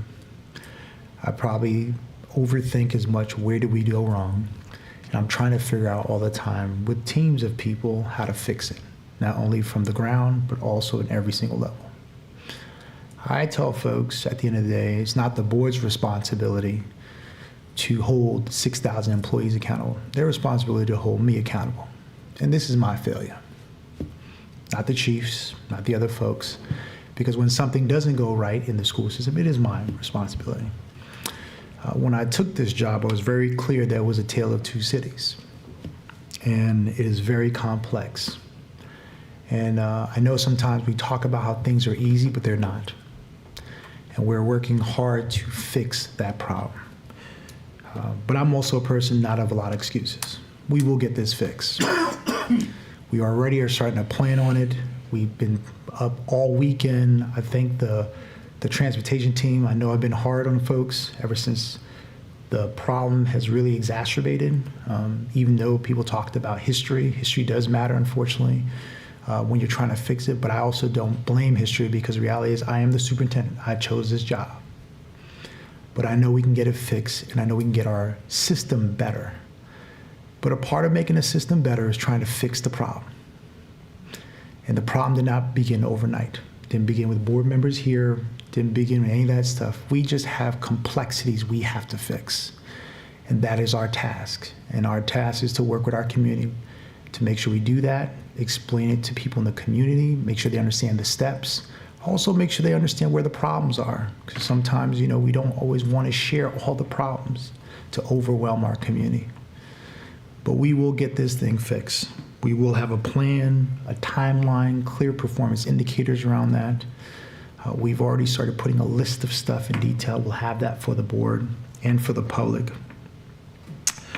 But I wanted people to hear that our inefficiencies have to get better. We have to raise the standard. I think I used Board Member Russ's line.